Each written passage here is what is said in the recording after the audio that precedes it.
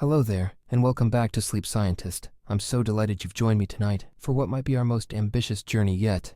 A slow drift backward through time, far beyond the familiar realm of dinosaurs, into the ancient epochs, when our planet was utterly alien, beautifully strange, and yet somehow preparing itself for everything that would come after. If you're settling in for the night, pulling your covers close, or simply trying to let go of the day's concerns, you've found the perfect place to rest your mind.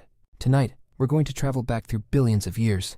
Not in a rush, but gently, like sinking through layers of geological time as soft as morning mist. We're going to explore what Earth was like before the dinosaurs, and I mean long before. We'll visit times when our planet was a molten hellscape, when the air was poison, and the seas were made of different stuff entirely. We'll witness the first tentative experiments with life, so simple and small that they were invisible to any eye that might have been there to see them. We'll watch as oxygen began to fill the atmosphere, killing most of the life that existed, but making new kinds of life possible. Now, I should prepare you for something. The timescales we're dealing with tonight are so vast that they might actually help you sleep, simply because they put everything in perspective. When you're contemplating events that happened 2 billion years ago, it becomes wonderfully difficult to worry about tomorrow's meetings, or whether you remember to lock the front door. Before we begin this ancient adventure, I'd love it if you could give this video a gentle like, and perhaps subscribe if you haven't already. It truly helps our little community of time travelers grow. And please, tell me in the comments, where are you listening from tonight, and what time is it in your corner of the world? Are you drifting off in Stockholm as snow falls outside, or listening from Sydney where the morning sun is just beginning to warm the day? I love knowing how our explorations of deep time connect us across the present moment. Now, make yourself comfortable. Adjust your pillows, let your breathing slow. Perhaps close your eyes and let your imagination travel. You don't need to memorize dates or remember the names of geological periods. Just let your mind wander through these ancient landscapes like a peaceful ghost, observing the slow miracle of how our planet became the world we know. This content is for educational and relaxation purposes only, and should not be considered as scientific advice or a substitute for professional consultation. Though honestly, there weren't many professionals around 4 billion years ago to consult with anyway. Ready? Let's step into our time machine and drift backward, past the extinction of the dinosaurs, past their rise, past the first reptiles, past the first fish, past the first plants, back to a time when Earth was young, and the rules of life were still being written in stone and starlight. Before we can explore what Earth was like before the dinosaurs, we need to take a moment to appreciate just how far back we're going. The dinosaurs, those magnificent creatures that capture our imagination, lived from about 230 million years ago until their extinction 66 million years ago. That seems like an incredibly long time, and it is. Much longer than humans have existed. Longer than mammals have dominated the Earth, longer than most mountain ranges have stood. But in the grand story of our planet, the age of dinosaurs was actually quite recent. If Earth's entire history were compressed into a single year, the dinosaurs wouldn't appear until mid-December, and they'd be gone by December 26th. Humans wouldn't show up until the last few minutes before midnight on New Year's Eve. This means we're about to explore the other 11.5 months of Earth's story, the vast stretches of deep time, when our planet was learning how to be a world, experimenting with different atmospheres, different climates, different forms of life so alien that they might as well have existed on another planet entirely. Deep time is one of the most difficult concepts for human minds to grasp. We're built to think in terms of days, seasons, human lifetimes. 1,000 years seems ancient to us. 1,000,000 years is almost incomprehensible.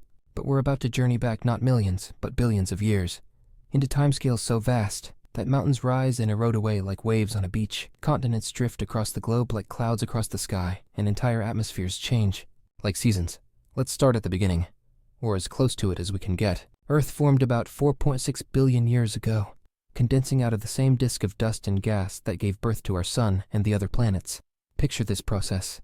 Imagine a vast, slowly spinning pancake of cosmic debris, stretching across billions of miles.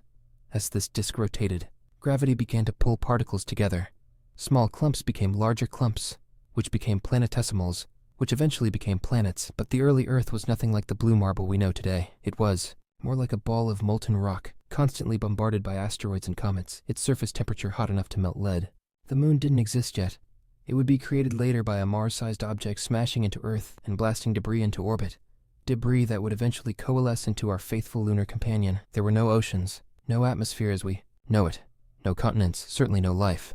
Just a hellish ball of molten rock spinning in the cosmic dark, lit only by the impacts of space debris and the angry glow of its own molten surface. If you could somehow stand on this early Earth, which you couldn't, because you'd immediately vaporize, you'd see a landscape of lava flows and impact craters under a sky that was probably thick with vaporized rock and the remnants of 1,000 asteroid impacts. This is where our story begins, with a world that was utterly hostile to any form of life we can imagine. A planet that seemed designed to remain forever barren, and yet, hidden in this apparent desolation were the seeds of everything that would come later. The water locked in comets and asteroids, the carbon that would become the basis of life, the chemical elements that would eventually learn to organize themselves into increasingly complex patterns. The early Earth was patient in a way that's hard for us to understand. It spent its first few 100 million years slowly cooling, slowly outgassing, slowly transforming from a ball of molten rock into something that might, eventually, support oceans and atmospheres and the delicate chemistry of life. During this cooling period, water vapor began to condense in the atmosphere. For perhaps thousands of years it rained, not gentle spring showers, but torrential downpours that would have made the most violent storms today seem like gentle mists. The early atmosphere was thick with steam and volcanic gases, carbon dioxide, water vapor, methane, ammonia, hydrogen, sulfide. No oxygen to speak of. If you could breathe this ancient air, it would kill you in seconds. But slowly, gradually, those endless rains began to fill the low places on Earth's surface. The first oceans formed. Not the familiar blue waters we know, but strange seas that might have been greenish or reddish, full of dissolved minerals and chemicals that would be toxic to modern life. These early oceans were probably quite different from today's seas. They may have been much hotter, heated by volcanic activity and the retained heat from Earth's formation. They were certainly more acidic, more chemically reactive, more alien in their composition. Iron dissolved in these waters gave them unusual colors. Sulfur compounds created chemical environments unlike anything on modern Earth, and yet it was in these alien seas that life would first begin to experiment with existence. The oceans provided a protective environment where delicate chemical reactions could occur without being disrupted by the harsh conditions at the surface. Deep underwater, shielded from radiation and asteroid impacts, the first tentative steps toward life began to unfold. But that's getting ahead of our story. First, we need to understand the world that life was about to inherit, a world divided into geological eons that tell the story of our planet's slow transformation from a molten ball of rock into the complex, dynamic world we know today. Geologists divide Earth's history into eons, the largest units of geological time. The first eon, covering the first 500 million years of Earth's existence, is called the Hadean Eon, named after Hades, the ancient Greek underworld. It's a fitting name for a time when Earth truly was a hellish place, unsuitable for any life as we know it. As we drift backward through time in our imagination, we're about to enter this most ancient of worlds, a place so alien and hostile that it challenges our very conception of what a planet can be. And yet, it's our world, the same Earth we know and love, just wearing a very different face, preparing itself for the long journey toward becoming a living world. Let's descend into the Hadean, into the deep fires of Earth's youth, and see what our planet was like when it was learning to be itself. We find ourselves now in the deepest basement of time, the Hadean Eon, stretching from Earth's formation 4.6 billion years ago to about 4.0 billion years ago. If you're having trouble visualizing such vast spans of time, imagine that each million years is a single day. The entire Hadean Eon would last about 1/600 days, more than 4 years of continuous time, each day representing a million years of Earth's early development. This is Earth's infancy, but it's not a gentle, peaceful infancy. It's more like being born into a cosmic forge, where the very act of existing requires surviving conditions that would destroy any form of life we can imagine. Picture, if you can, a world with no solid surface as we understand it. The Hadean Earth was covered by a global ocean of molten rock, magma so hot it glowed like a red-hot coal. The temperature at the surface was probably around 2,000 degrees Fahrenheit, hot enough to melt copper, hot enough that rocks flowed like rivers.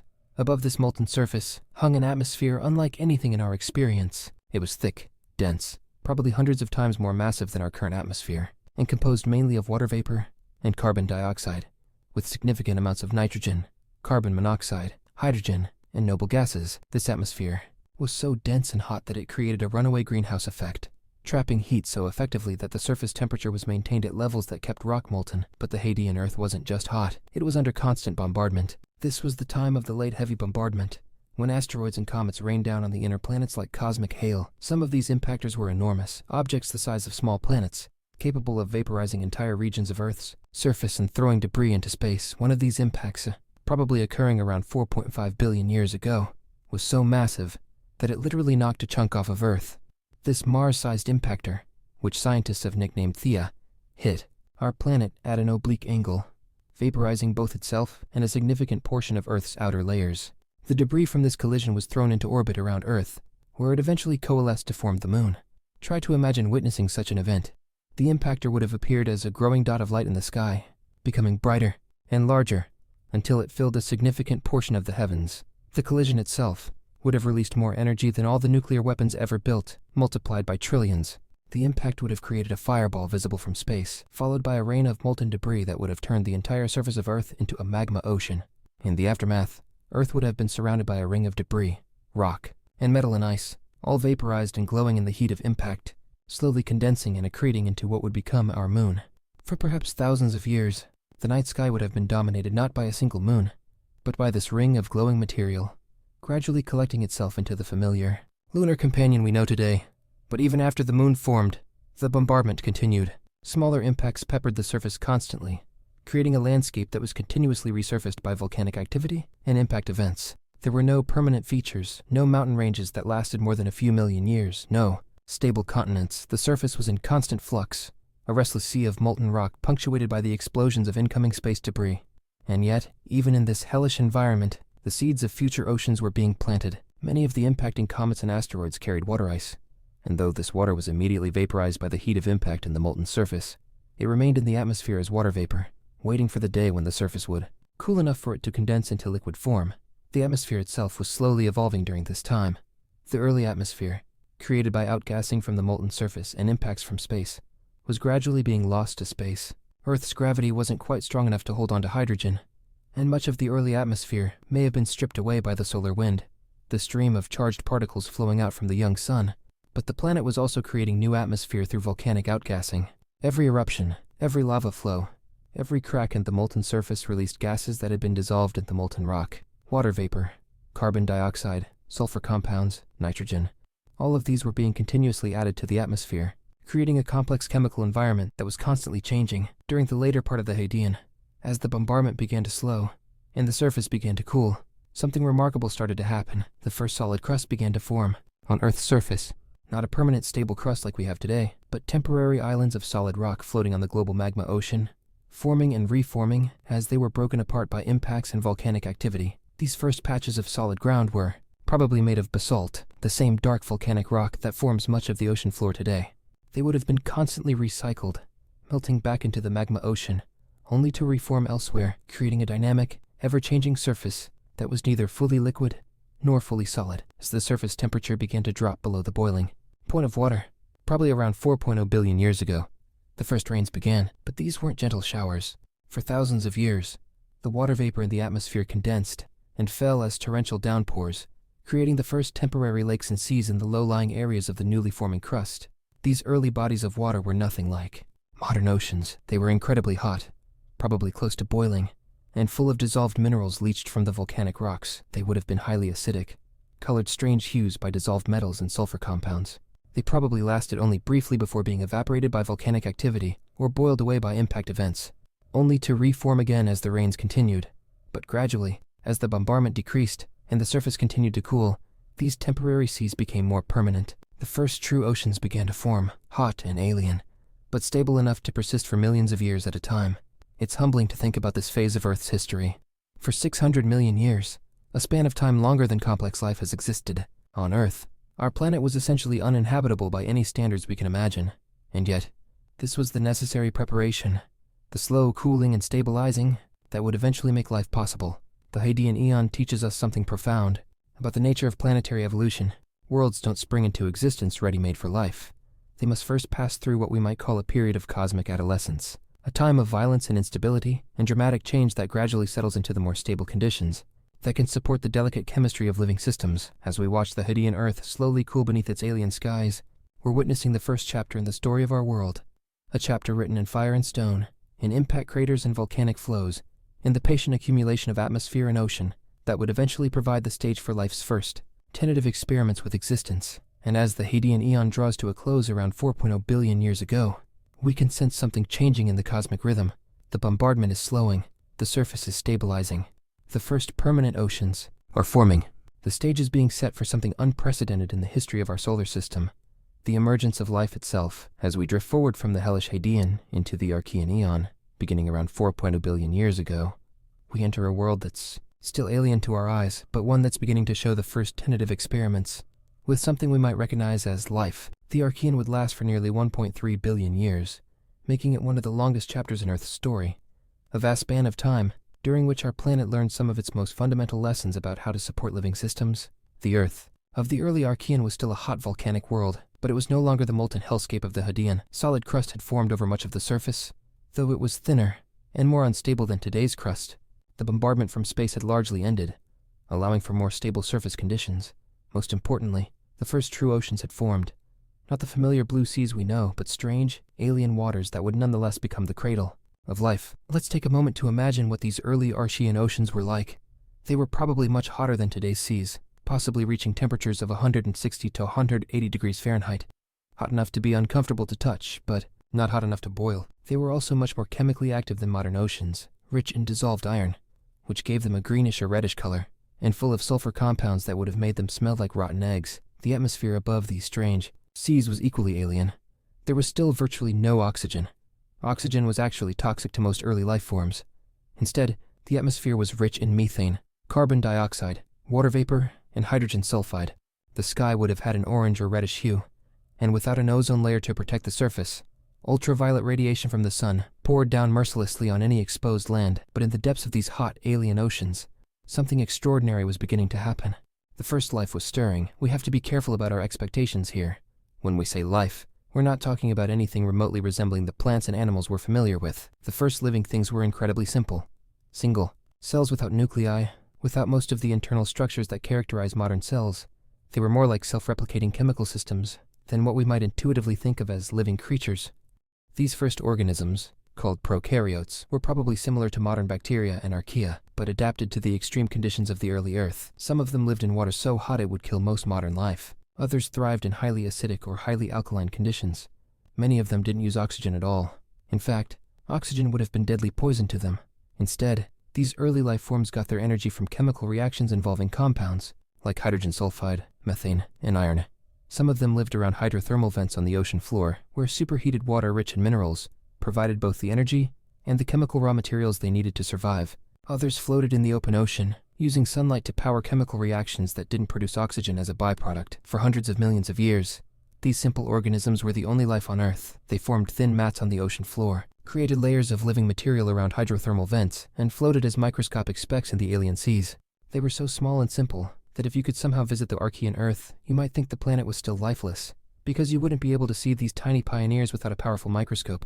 But even though they were simple, these early organisms were incredibly innovative. They developed ways to extract energy from their environment, to repair themselves when damaged, to reproduce and pass on their characteristics to their offspring. They learned to live in extreme heat, in toxic chemicals, in conditions that would quickly kill any modern complex life. Some of these early organisms began to experiment with a revolutionary new way of getting energy, photosynthesis, but not photosynthesis as we know it today. These early photosynthetic organisms didn't use water as their raw material, and didn't produce oxygen as a waste product.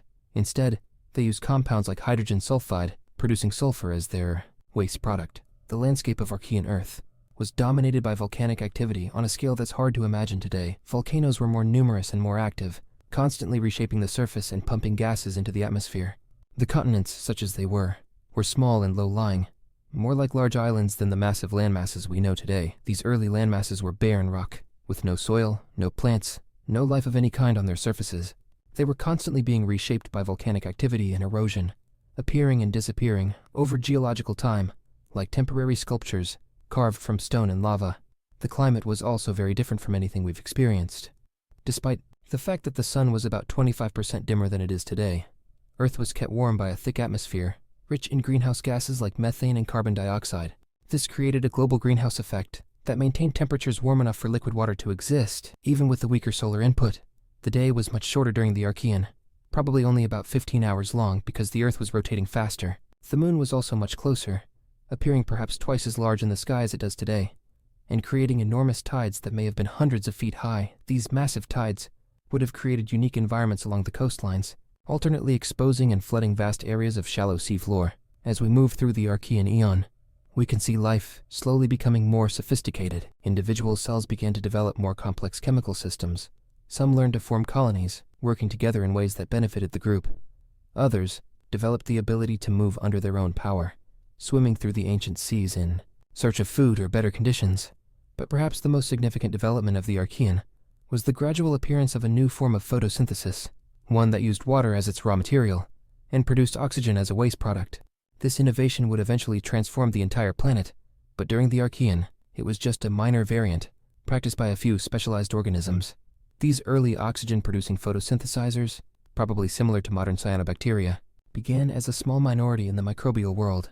For hundreds of millions of years, the oxygen they produced was immediately removed from the environment by reactions with iron and other chemicals in the oceans and atmosphere. The Earth had an enormous capacity to absorb oxygen, so for a long time, the oxygen levels remained virtually zero. But slowly, very slowly, these oxygen-producing organisms began to multiply and spread. They found that their new form of photosynthesis was incredibly efficient, allowing them to extract energy from sunlight more effectively than their competitors. They began to form large mats and colonies, creating some of the first visible signs of life on Earth. These microbial mats, called stromatolites, created layered structures that we can still find fossilized in rocks from this time period. They represent some of our earliest direct evidence of life on Earth, and they tell us that, by the end of the Archean, life was not only present, but was beginning to have a visible impact on the planet's surface. As the Archean eon draws to a close, around 2.5 billion years ago, we can sense that something major is about to happen. The oxygen-producing organisms have been slowly building up their numbers and their impact on the planet's chemistry. The stage is being set for one of the most dramatic events in Earth's history, an event that would poison most existing life, but open up entirely new possibilities for the future. The patient, invisible work of the Archean organisms was about to bear fruit in the form of a planetary catastrophe that would paradoxically make complex life possible for the first time. The Great Oxygenation event was about to begin, and Earth would never be the same. Around 2.4 billion years ago, something extraordinary and catastrophic happened to our planet. It was an event so significant that it fundamentally changed the nature of life on Earth, transformed the composition of the atmosphere and oceans, and set the stage for everything that would come after. Scientists call it the Great Oxygenation event, but it might be more accurately described as the Great Poisoning, a time when a waste product from a few specialized organisms became so abundant that it killed off most of the life on Earth. To understand why this was such a dramatic event, we need to remember that for nearly 2 billion years, Earth had been an essentially oxygen-free world. The early atmosphere contained virtually no free oxygen, and the few organisms that could produce oxygen as a byproduct of photosynthesis were vastly outnumbered by organisms that would be killed by significant concentrations of oxygen. You see, oxygen is a highly reactive chemical. It loves to combine with other substances, often violently. Many of the complex organic molecules that made up early life forms were vulnerable to oxygen damage. For most of the organisms that had evolved during the Archean, oxygen was a deadly poison, as toxic to them as cyanide is to us. But those early photosynthetic organisms, the cyanobacteria and their relatives, had accidentally stumbled upon an incredibly efficient way to capture energy from sunlight by using water as their raw material and splitting it apart to get at the hydrogen they needed. They produced oxygen as a waste product. For hundreds of millions of years, this oxygen was quickly absorbed by iron dissolved in the oceans, forming rust-like compounds that settled to the ocean floor. During this time, the oceans went through a remarkable transformation. The dissolved iron that had given the Archean seas their greenish or reddish color was gradually precipitated out as iron oxide, rust, creating some of the largest iron ore deposits on Earth. These banded iron formations, with their distinctive layers of iron-rich and iron-poor rock, tell the story of this slow chemical transformation of the oceans. But eventually, after hundreds of millions of years, something critical happened. The iron ran out. The oceans had been essentially stripped of their dissolved iron, and the oxygen being produced by photosynthetic organisms had nowhere to go, except into the water in the atmosphere. Oxygen levels began to rise rapidly. What had been an essentially oxygen-free atmosphere suddenly began to accumulate significant concentrations of this highly reactive gas. For the organisms that had evolved in the oxygen-free world of the early Earth, this was an environmental catastrophe of unprecedented proportions. Most of the existing life forms simply couldn't survive in the new, oxygen-rich environment. They lacked the biochemical tools to protect themselves from oxygen damage or to safely dispose of oxygen that entered their cells. As oxygen levels rose, these organisms began to die off in vast numbers, creating what might have been the first mass extinction in Earth's history. The scale of this extinction was probably enormous. Some scientists estimate that up to 99% of all existing species may have gone extinct during the Great Oxygenation event. The microbial ecosystems that had dominated Earth for nearly 2 billion years collapsed, leaving behind a planet that was, temporarily, much less alive than it had been before. But evolution is remarkably creative in the face of crisis. While most organisms were dying from oxygen poisoning, a few began to develop ways to not just survive in the oxygen-rich environment, but to actually use oxygen to their advantage. These survivors discovered that oxygen, despite its toxicity, could be used as an incredibly efficient tool for extracting energy from food molecules. Oxygen-based metabolism, what we call aerobic respiration, can extract far more energy from the same amount of food than the anaerobic processes that had dominated the Archean world. This was a game-changing innovation. Organisms that could safely use oxygen suddenly had access to much more energy than their oxygen-free competitors. They could grow faster, reproduce more quickly, and support more complex cellular processes. They began to outcompete the remaining anaerobic organisms in environments where oxygen was present. The rise of oxygen also had profound effects on the planet's chemistry and climate. Oxygen in the atmosphere began to react with methane, one of the major greenhouse gases that had been keeping the planet warm despite the dimmer sun. As methane levels dropped and oxygen levels rose, Earth's climate began to cool dramatically. This cooling trend was amplified by another effect of the oxygenation, the formation of the ozone layer. As oxygen accumulated in the upper atmosphere, some of it was converted into ozone by solar radiation. This ozone layer began to shield the surface from harmful ultraviolet radiation, but it also affected how the atmosphere absorbed and radiated heat. The result was a dramatic global cooling event that may have led to the first Snowball Earth episodes, times when ice covered most or all of the planet's surface. These ice ages were so severe that they may have brought complex life to the brink of extinction, but they also created new environmental pressures that drove further evolutionary innovation. The oxygenation of the atmosphere also enabled the formation of new types of minerals on Earth's surface. Many of the colorful minerals we find today, the reds, blues, and greens of oxidized metals, couldn't form in the oxygen-free environment of the early Earth. The Great Oxygenation Event essentially gave our planet access to a much broader palette of colors and chemical compounds. Perhaps most importantly for our story, the rise of oxygen made possible the evolution of complex cells with nuclei, what biologists call eukaryotic cells. These cells had internal structures and were much larger and more complex than the simple bacterial cells that had dominated the Archean world. The evolution of eukaryotic cells was probably driven by the energy abundance that oxygen metabolism made possible. With access to much more energy, cells could afford to maintain complex internal structures, support larger genomes, and engage in more sophisticated behaviors. These complex cells would eventually give rise to all the plants, animals, fungi, and protists that we see today. But this evolutionary leap didn't happen immediately. For hundreds of millions of years after the Great Oxygenation Event, the newly oxygenated Earth remained dominated by single-celled organisms, even though they were more complex than their Archean predecessors. The world of the late Archean and early Proterozoic was still a very alien place. The continents were small and barren. The oceans, now blue-green rather than red or green, teemed with microscopic life, but supported nothing visible to the naked eye. The atmosphere, while containing oxygen for the first time, was still very different from today's atmosphere, probably with much higher concentrations of carbon dioxide and other gases. But the foundation had been laid. The Great Oxygenation Event, despite being a catastrophe for most existing life, had created the chemical conditions that would eventually support the incredible diversity and complexity of life that we see today. The planet had paid a heavy price for this transformation, the loss of most of its early biosphere, but in return, it had gained access to new forms of life and new levels of complexity that would have been impossible in the oxygen-free world of the Archean. As we watch this great transition unfold over hundreds of millions of years, we're witnessing one of the most important turning points in the history of life on Earth. The planet was learning, through trial and error, through extinction and innovation, how to support ever more complex and energy-rich forms of life. The stage was being set for the next great chapter in Earth's story, the long, slow evolution toward truly complex life forms that would eventually include billions of years in the future.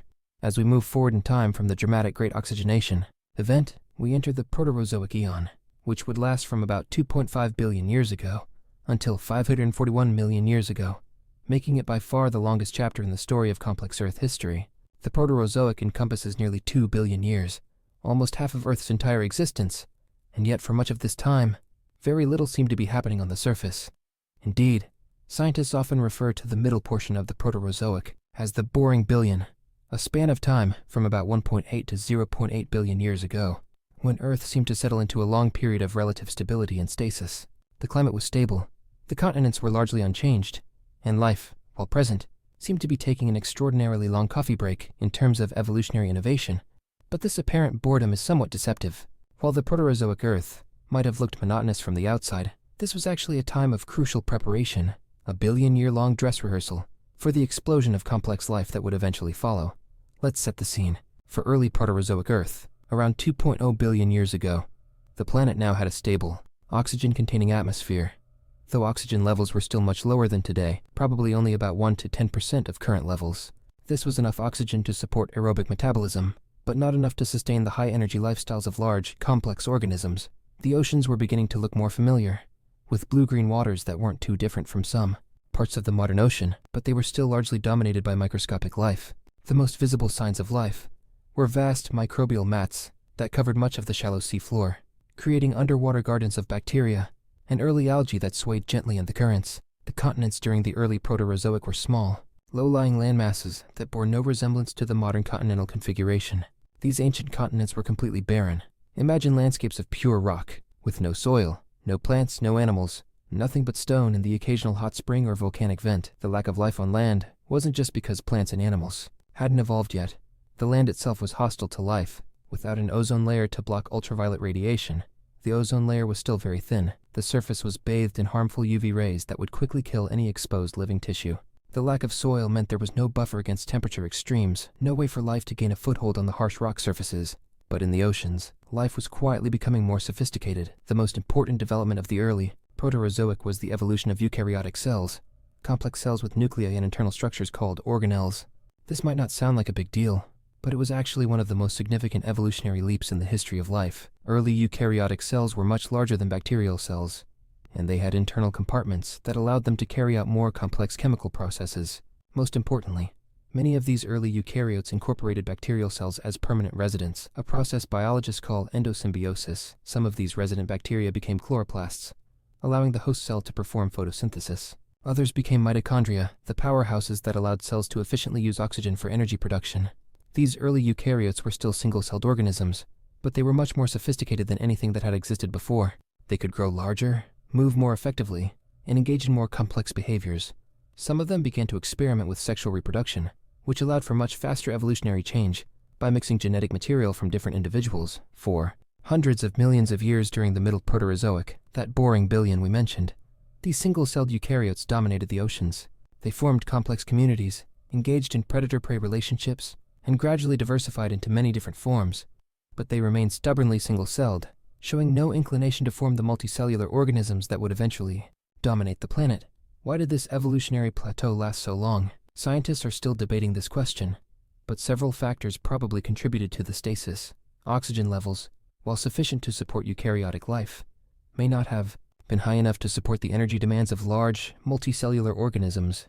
The climate was remarkably stable during this time, which reduced the environmental pressures that often drive evolutionary innovation, and the ecosystem may have reached a kind of equilibrium, where single-celled organisms were so well adapted to their environments that there was little advantage to becoming more complex. During this long period of apparent stasis, however, important changes were happening beneath the surface. The continents were slowly growing larger and more stable. Volcanic activity was gradually declining, leading to more stable surface conditions. Most importantly, photosynthetic organisms were slowly but steadily pumping more oxygen into the atmosphere and oceans. Around 1.5 billion years ago, something interesting began to happen in the fossil record. We start to see evidence of larger, more complex single-celled organisms, some of which may have been experimenting with simple forms of multicellularity. These weren't true multicellular organisms in the modern sense, but they represent the first tentative steps toward the complex life forms that would eventually follow.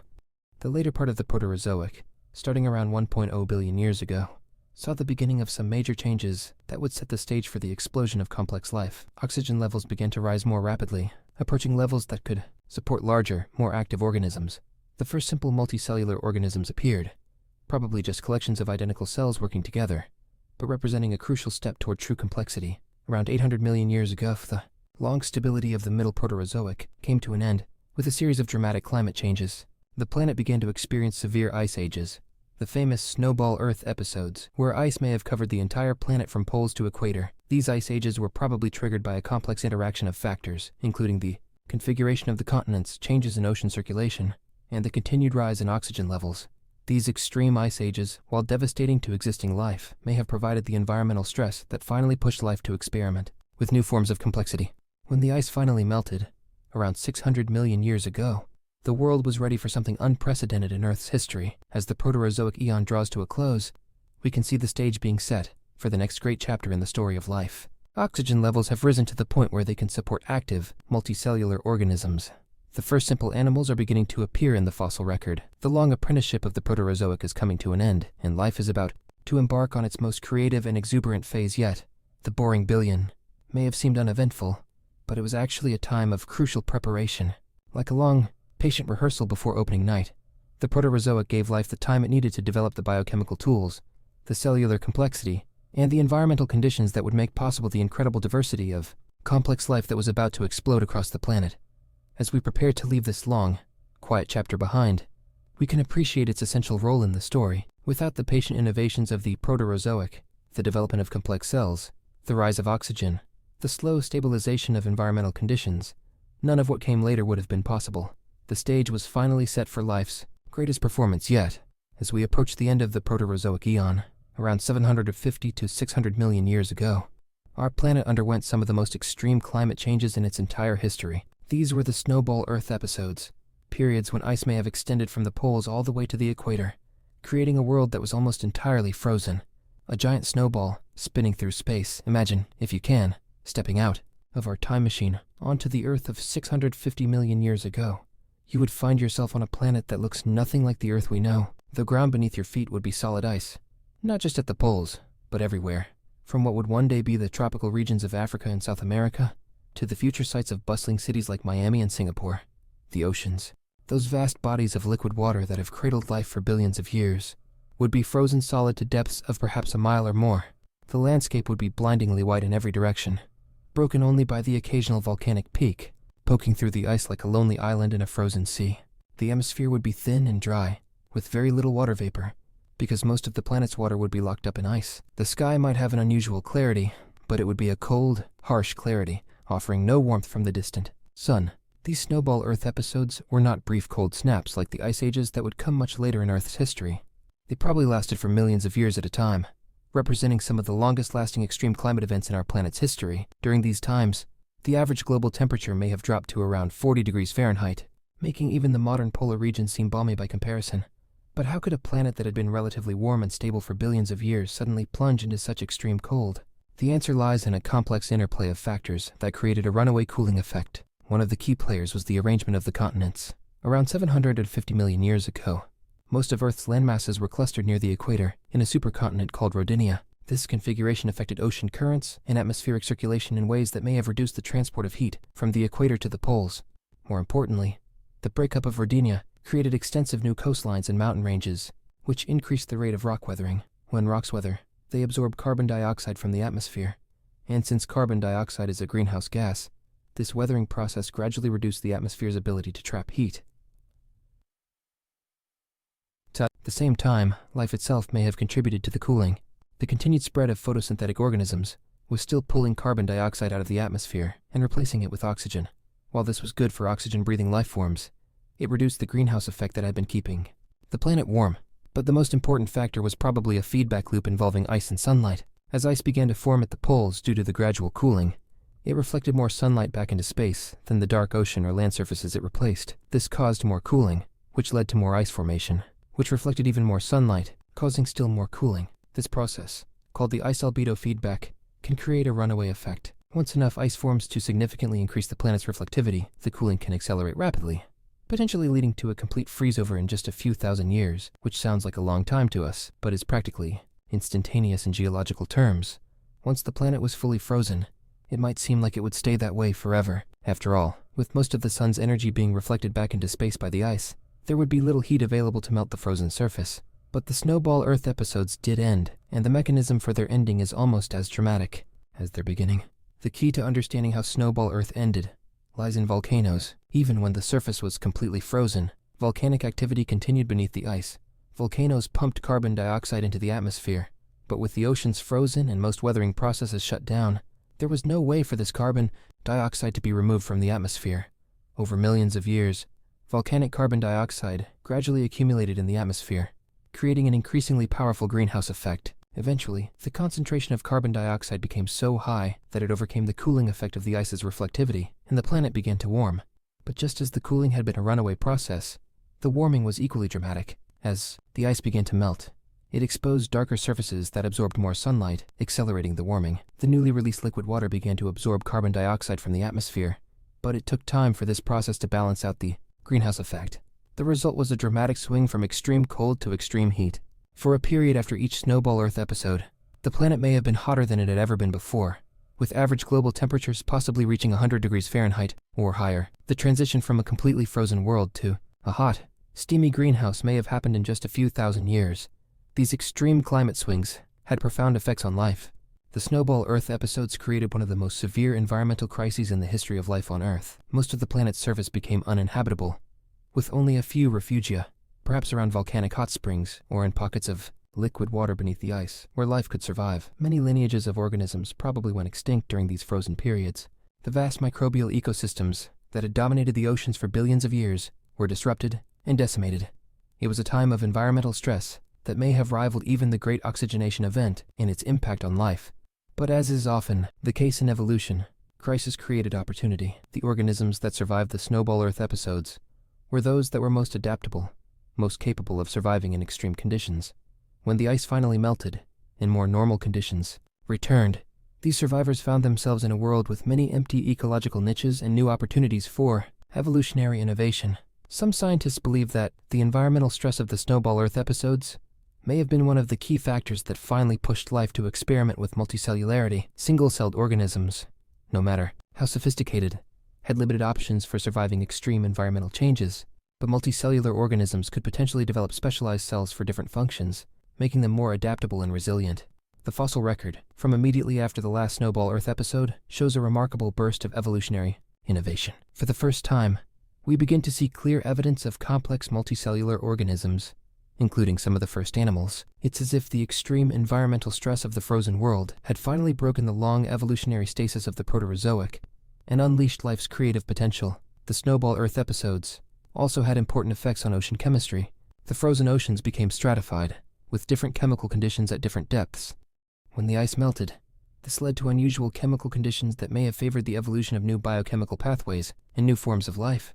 Perhaps most importantly, the end of the last Snowball Earth episode, around 600 million years ago, coincided with a significant rise in atmospheric oxygen levels. The disruption of existing ecosystems and the subsequent evolutionary innovation may have led to new forms of photosynthesis and new ways of cycling oxygen through the biosphere. As we watch the great ice sheets finally retreating around 600 million years ago, we're witnessing the end of one of the most dramatic chapters in Earth's climate history. The planet that emerges from the ice is ready for something unprecedented: the evolution of large, complex, multicellular organisms that will soon transform the appearance of life on Earth. The Snowball Earth episodes were a planetary near-death experience, but they were also a birth trauma, the difficult process through which Earth gave birth to the possibility of complex life. The world that emerges from the ice is primed for the greatest explosion of biological innovation in the planet's history, an event so significant that we're still living in its aftermath today. As the ice of the last Snowball Earth episode finally retreated around 600 million years ago, our planet entered one of the most mysterious and fascinating periods in its entire history. The Ediacaran period, lasting from about 635 to 541 million years ago, represents the first time in Earth's long story when complex multicellular life became visible to the naked eye. It was a world of strange gardens, populated by creatures so alien that we're still trying to understand what they were and how they lived.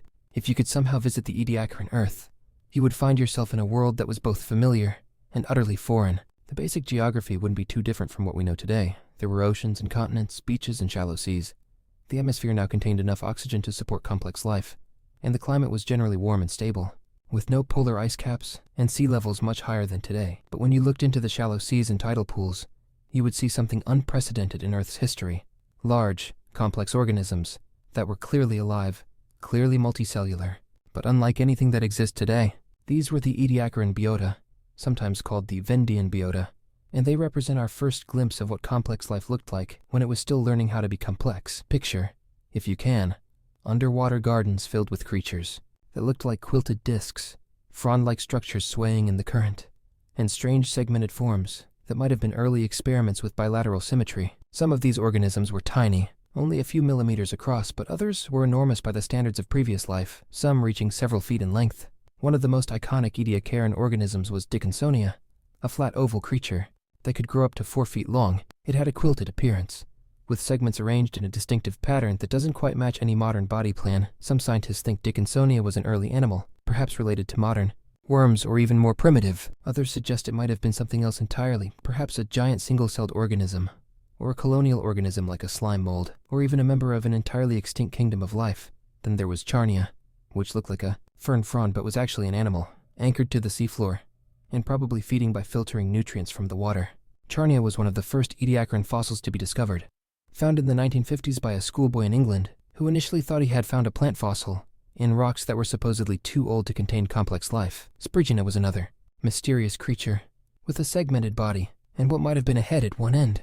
Some paleontologists see in Sprigina an early arthropod, possibly related to the lineage that would eventually give rise to trilobites and insects. Others think it represents something completely different, perhaps an early experiment with segmentation that didn't lead to any modern descendants. What made these organisms so strange was not just their unfamiliar forms, but the way they seemed to live. Unlike most modern animals, many Ediacaran organisms appear to have lacked mouths, guts, and other organs we associate with feeding and digestion. Instead, they may have obtained nutrition through their skin, either by absorbing dissolved organic compounds from the water, or by hosting symbiotic bacteria that could perform photosynthesis. This has led some scientists to suggest that the Ediacaran biota represented a fundamentally different approach to being a complex organism, one that relied more on cooperation with microbial partners than on predation and active feeding. It was a world where the primary ecological relationship was not eat or be eaten, but rather cooperate and share resources. The seafloor communities of the Ediacaran were unlike anything that would come later.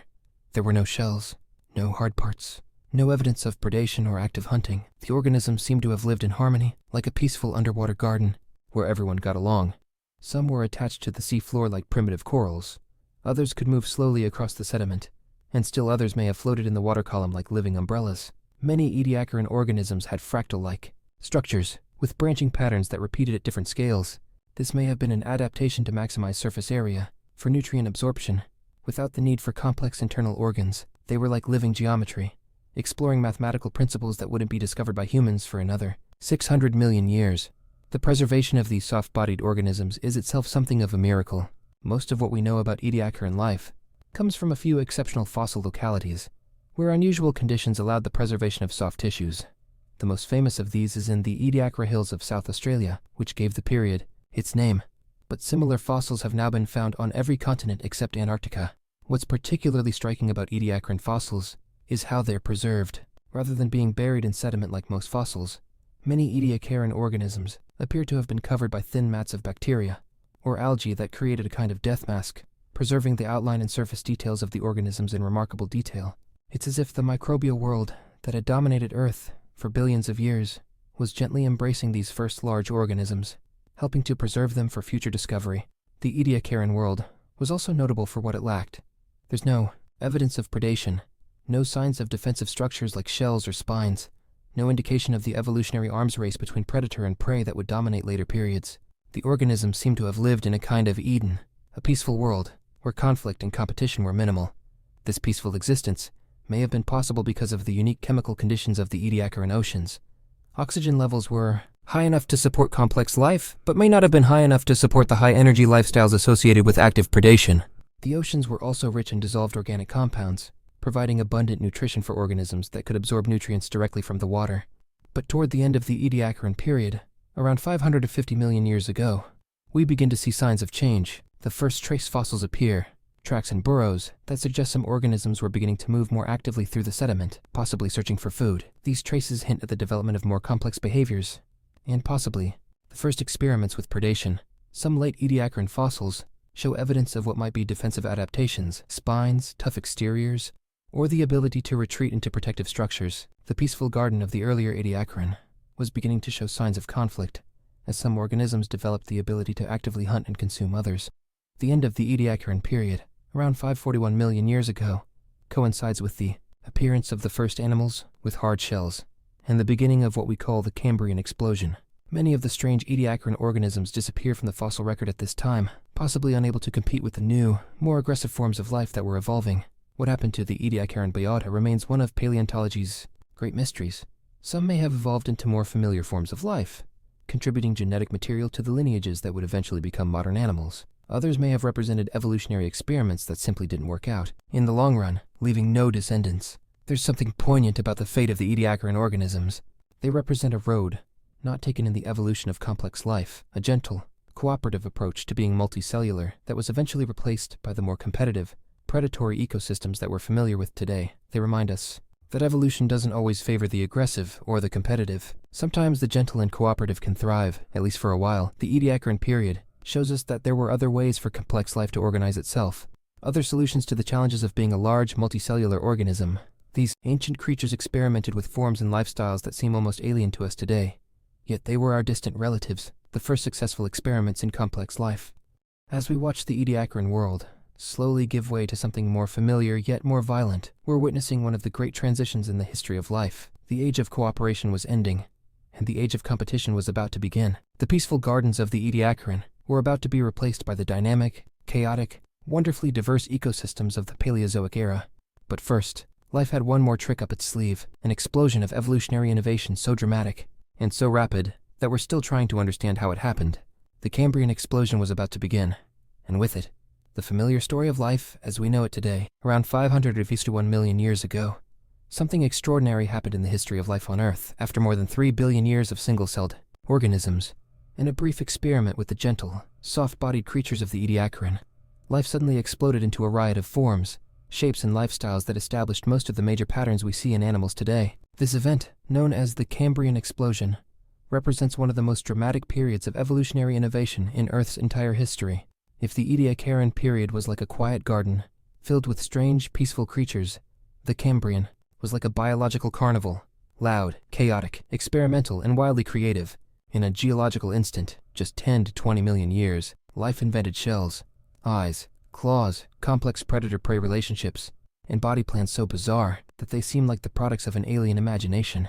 Let's step into this ancient world. Around 520 million years ago, at the height of the Cambrian explosion, you would find yourself in warm, shallow seas that covered much of the planet, with sea levels much higher than today, and no ice at the poles. The continents were barren rock with no plants or animals. But the oceans, the oceans were alive with creatures that would make the most imaginative science fiction writer jealous. Swimming through these ancient seas, you might encounter Opabenia, a creature so strange that paleontologists initially couldn't figure out which end was the front and which was the back. Opabenia had 5 eyes, arranged on top of its head, and a long, flexible proboscis ending in a claw-like grabber that it used to snatch prey from the seafloor. It was like someone had crossed a shrimp with an elephant and added extra eyes for good measure. Even more bizarre was Hallucigenia, a creature covered in defensive spines that walked on 7 pairs of stilts-like legs while sporting a row of spines along its back. For decades, paleontologists couldn't even figure out which way was up. An early reconstruction showed it walking on its spines with its legs pointing skyward. It was so strange that it was named after hallucinations, and indeed, it looks like something that might appear in a fever dream. But perhaps the most iconic creature of the Cambrian seas was Anomalocaris, the first great predator in Earth's history. Growing up to 6 feet long, Anomalocaris was enormous by the standards of its time, a giant swimming through seas populated mostly by creatures smaller than your thumb. It had flexible front appendages that it used to grab prey, a circular mouth lined with teeth, and undulating fins along its sides that propelled it through the water like a living ribbon. The appearance of Anomalocaris marked a fundamental shift in how life worked on Earth. For the first time, there was a creature specifically adapted for hunting and killing other complex organisms. The peaceful world of the Ediacaran was over. The age of predation had begun. This shift to a predator-prey relationships created an evolutionary arms race that drove much of the innovation we see in the Cambrian. Prey species evolved shells, spines, and other defensive structures, while predators evolved better ways to detect, capture, and consume their victims.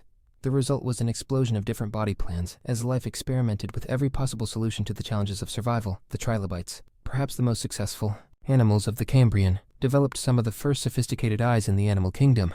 These compound eyes, made up of hundreds of individual lenses, gave trilobites excellent vision that they used both to hunt for food and to avoid becoming food themselves. Some trilobites had eyes on stalks that could be raised above the sediment, while the rest of the body remained hidden.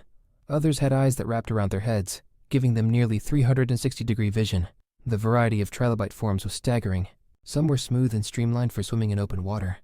Others were covered in spines and knobs for protection. Some rolled up into balls like modern pillbugs when threatened. Others had elaborate head shields that may have been used for display or defense. There were tiny trilobites smaller than a fingernail and giants longer than a ruler, filter feeders and active predators, deep water forms, and shallow water specialists. But trilobites were just one success story among many. The Cambrian seas also saw the first appearance of most of the major animal groups we recognize today. The first mollusks were there, simple creatures with basic shells that would eventually give rise to snails, clams, and octopuses. The first arthropods were experimenting with jointed legs and segmented bodies, laying the groundwork for the incredible diversity of insects, spiders, and crustaceans that would follow. Early echinoderms were beginning their experiments with 5-fold symmetry, though the first versions looked nothing like modern starfish and sea urchins. Some early echinoderms looked more like alien flowers, with long stalks anchoring them to the sea floor, and elaborate feeding appendages that captured food from the water. The first chordates also appeared during the Cambrian, though they were humble creatures that bore little resemblance to the vertebrates that would eventually dominate the planet. Pikaia, one of the earliest known chordates, was a small, worm-like creature with a primitive backbone and simple sense organs. It gave no hint of the incredible diversity of fish, amphibians, reptiles, birds, and mammals that would eventually evolve from its lineage. One of the most remarkable aspects of the Cambrian explosion was the sheer creativity of evolution during this time. Many Cambrian creatures had body plans that don't fit into any modern category. Wivoxia was covered in scale-like armor and defensive spines, but its exact relationships to modern animals remain mysterious. Deinonychus looked like a flower on a stalk, but was actually an animal. Morella, sometimes called the lace crab, had an elegant, delicate appearance that belied its success as one of the most common Cambrian animals. The reason we know so much about Cambrian life is largely due to a few exceptional fossil deposits that preserve soft tissues along with hard parts.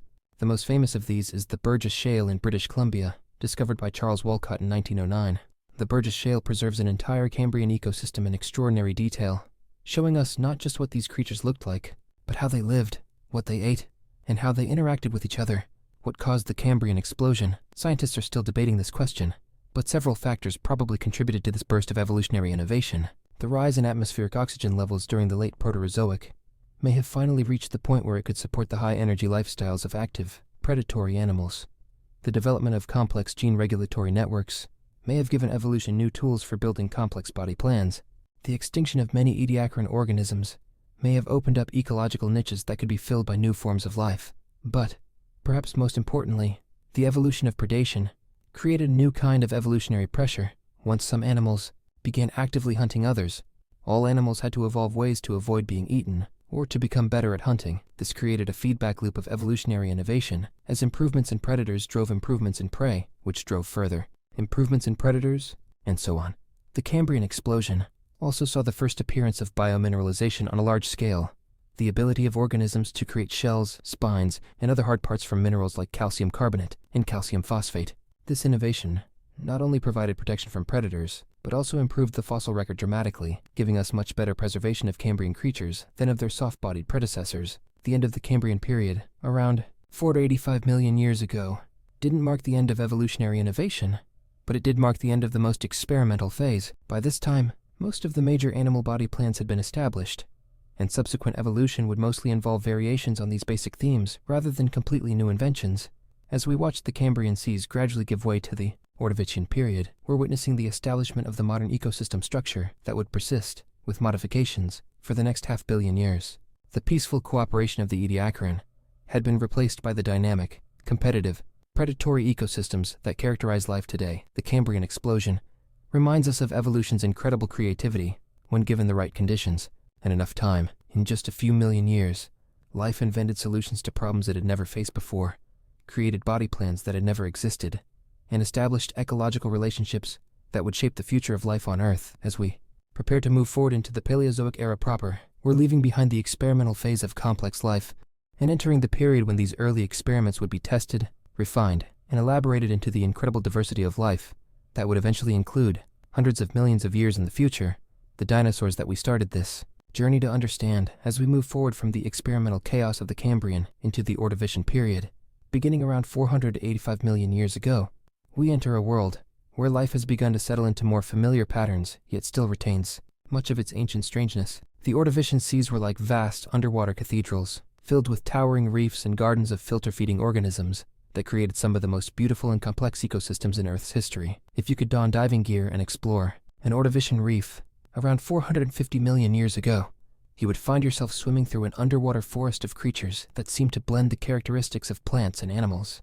Towering bryozoans created lace-like colonies that filtered nutrients from the water, while crinoids, sea lilies that were actually animals, not plants, swayed in the currents like underwater flowers, their feathery arms capturing food particles from the passing water.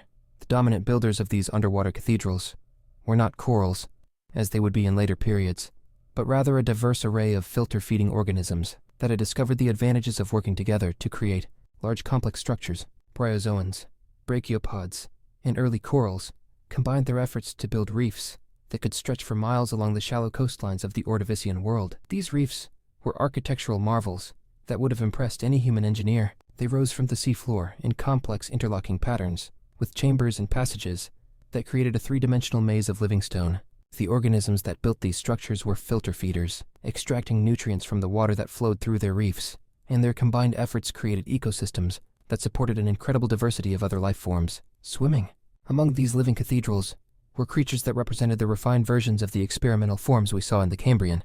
Trilobites had become even more diverse and sophisticated, with some species developing elaborate eye systems that may have been capable of detecting polarized light or even primitive color vision. Some trilobites grew to enormous sizes, giants, like Isotylus rex, that could reach over a foot in length, making them among the largest arthropods that ever lived. But the trilobites were no longer the dominant predators of the seas.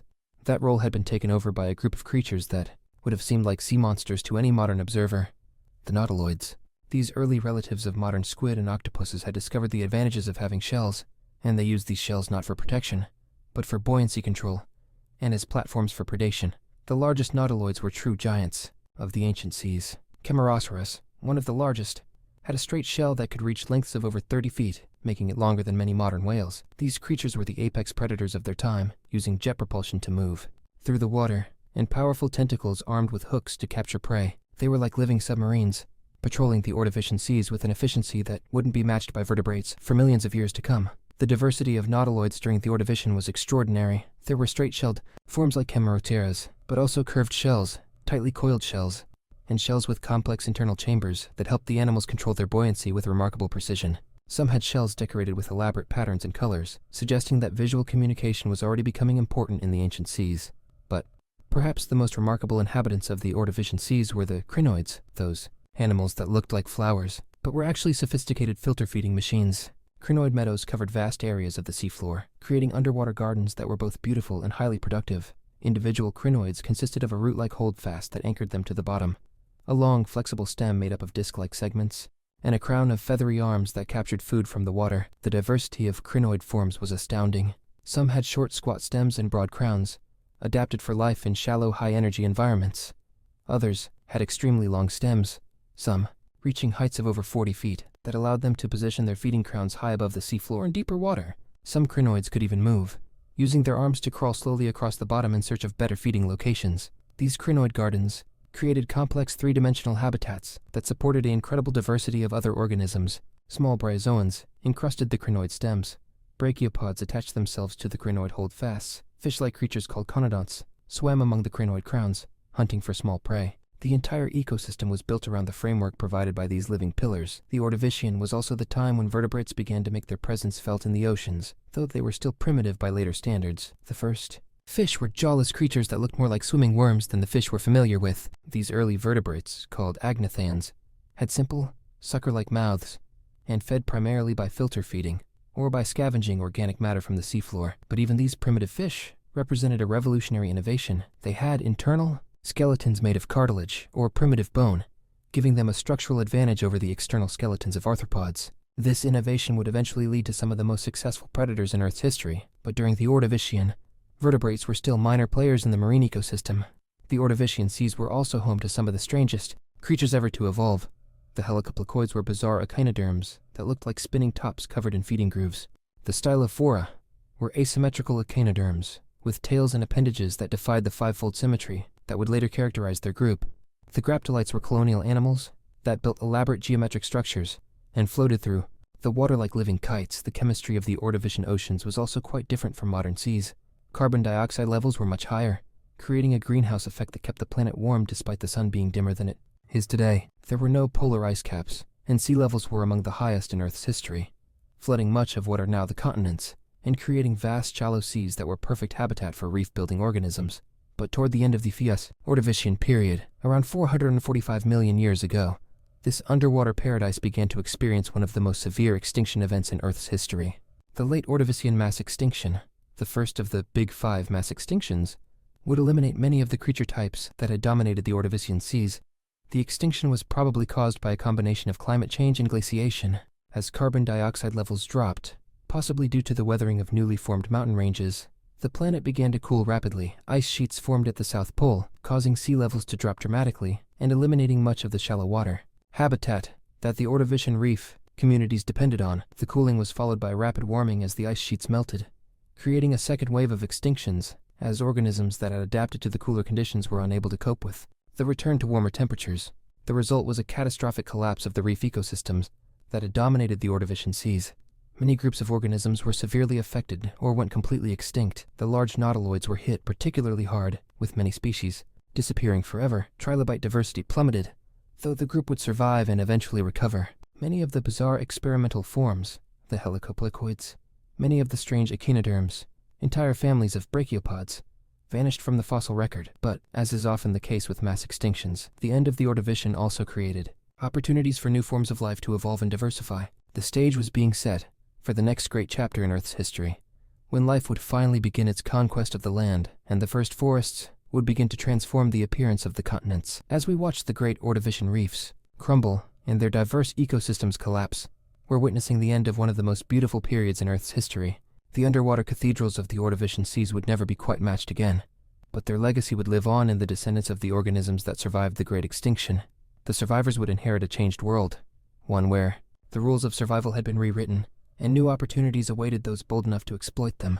Among these opportunities was the greatest frontier of all, the dry land that had remained empty and lifeless for billions of years, waiting for life to develop the innovations necessary to leave the safety of the sea and venture onto the hostile continents around 445 million years ago.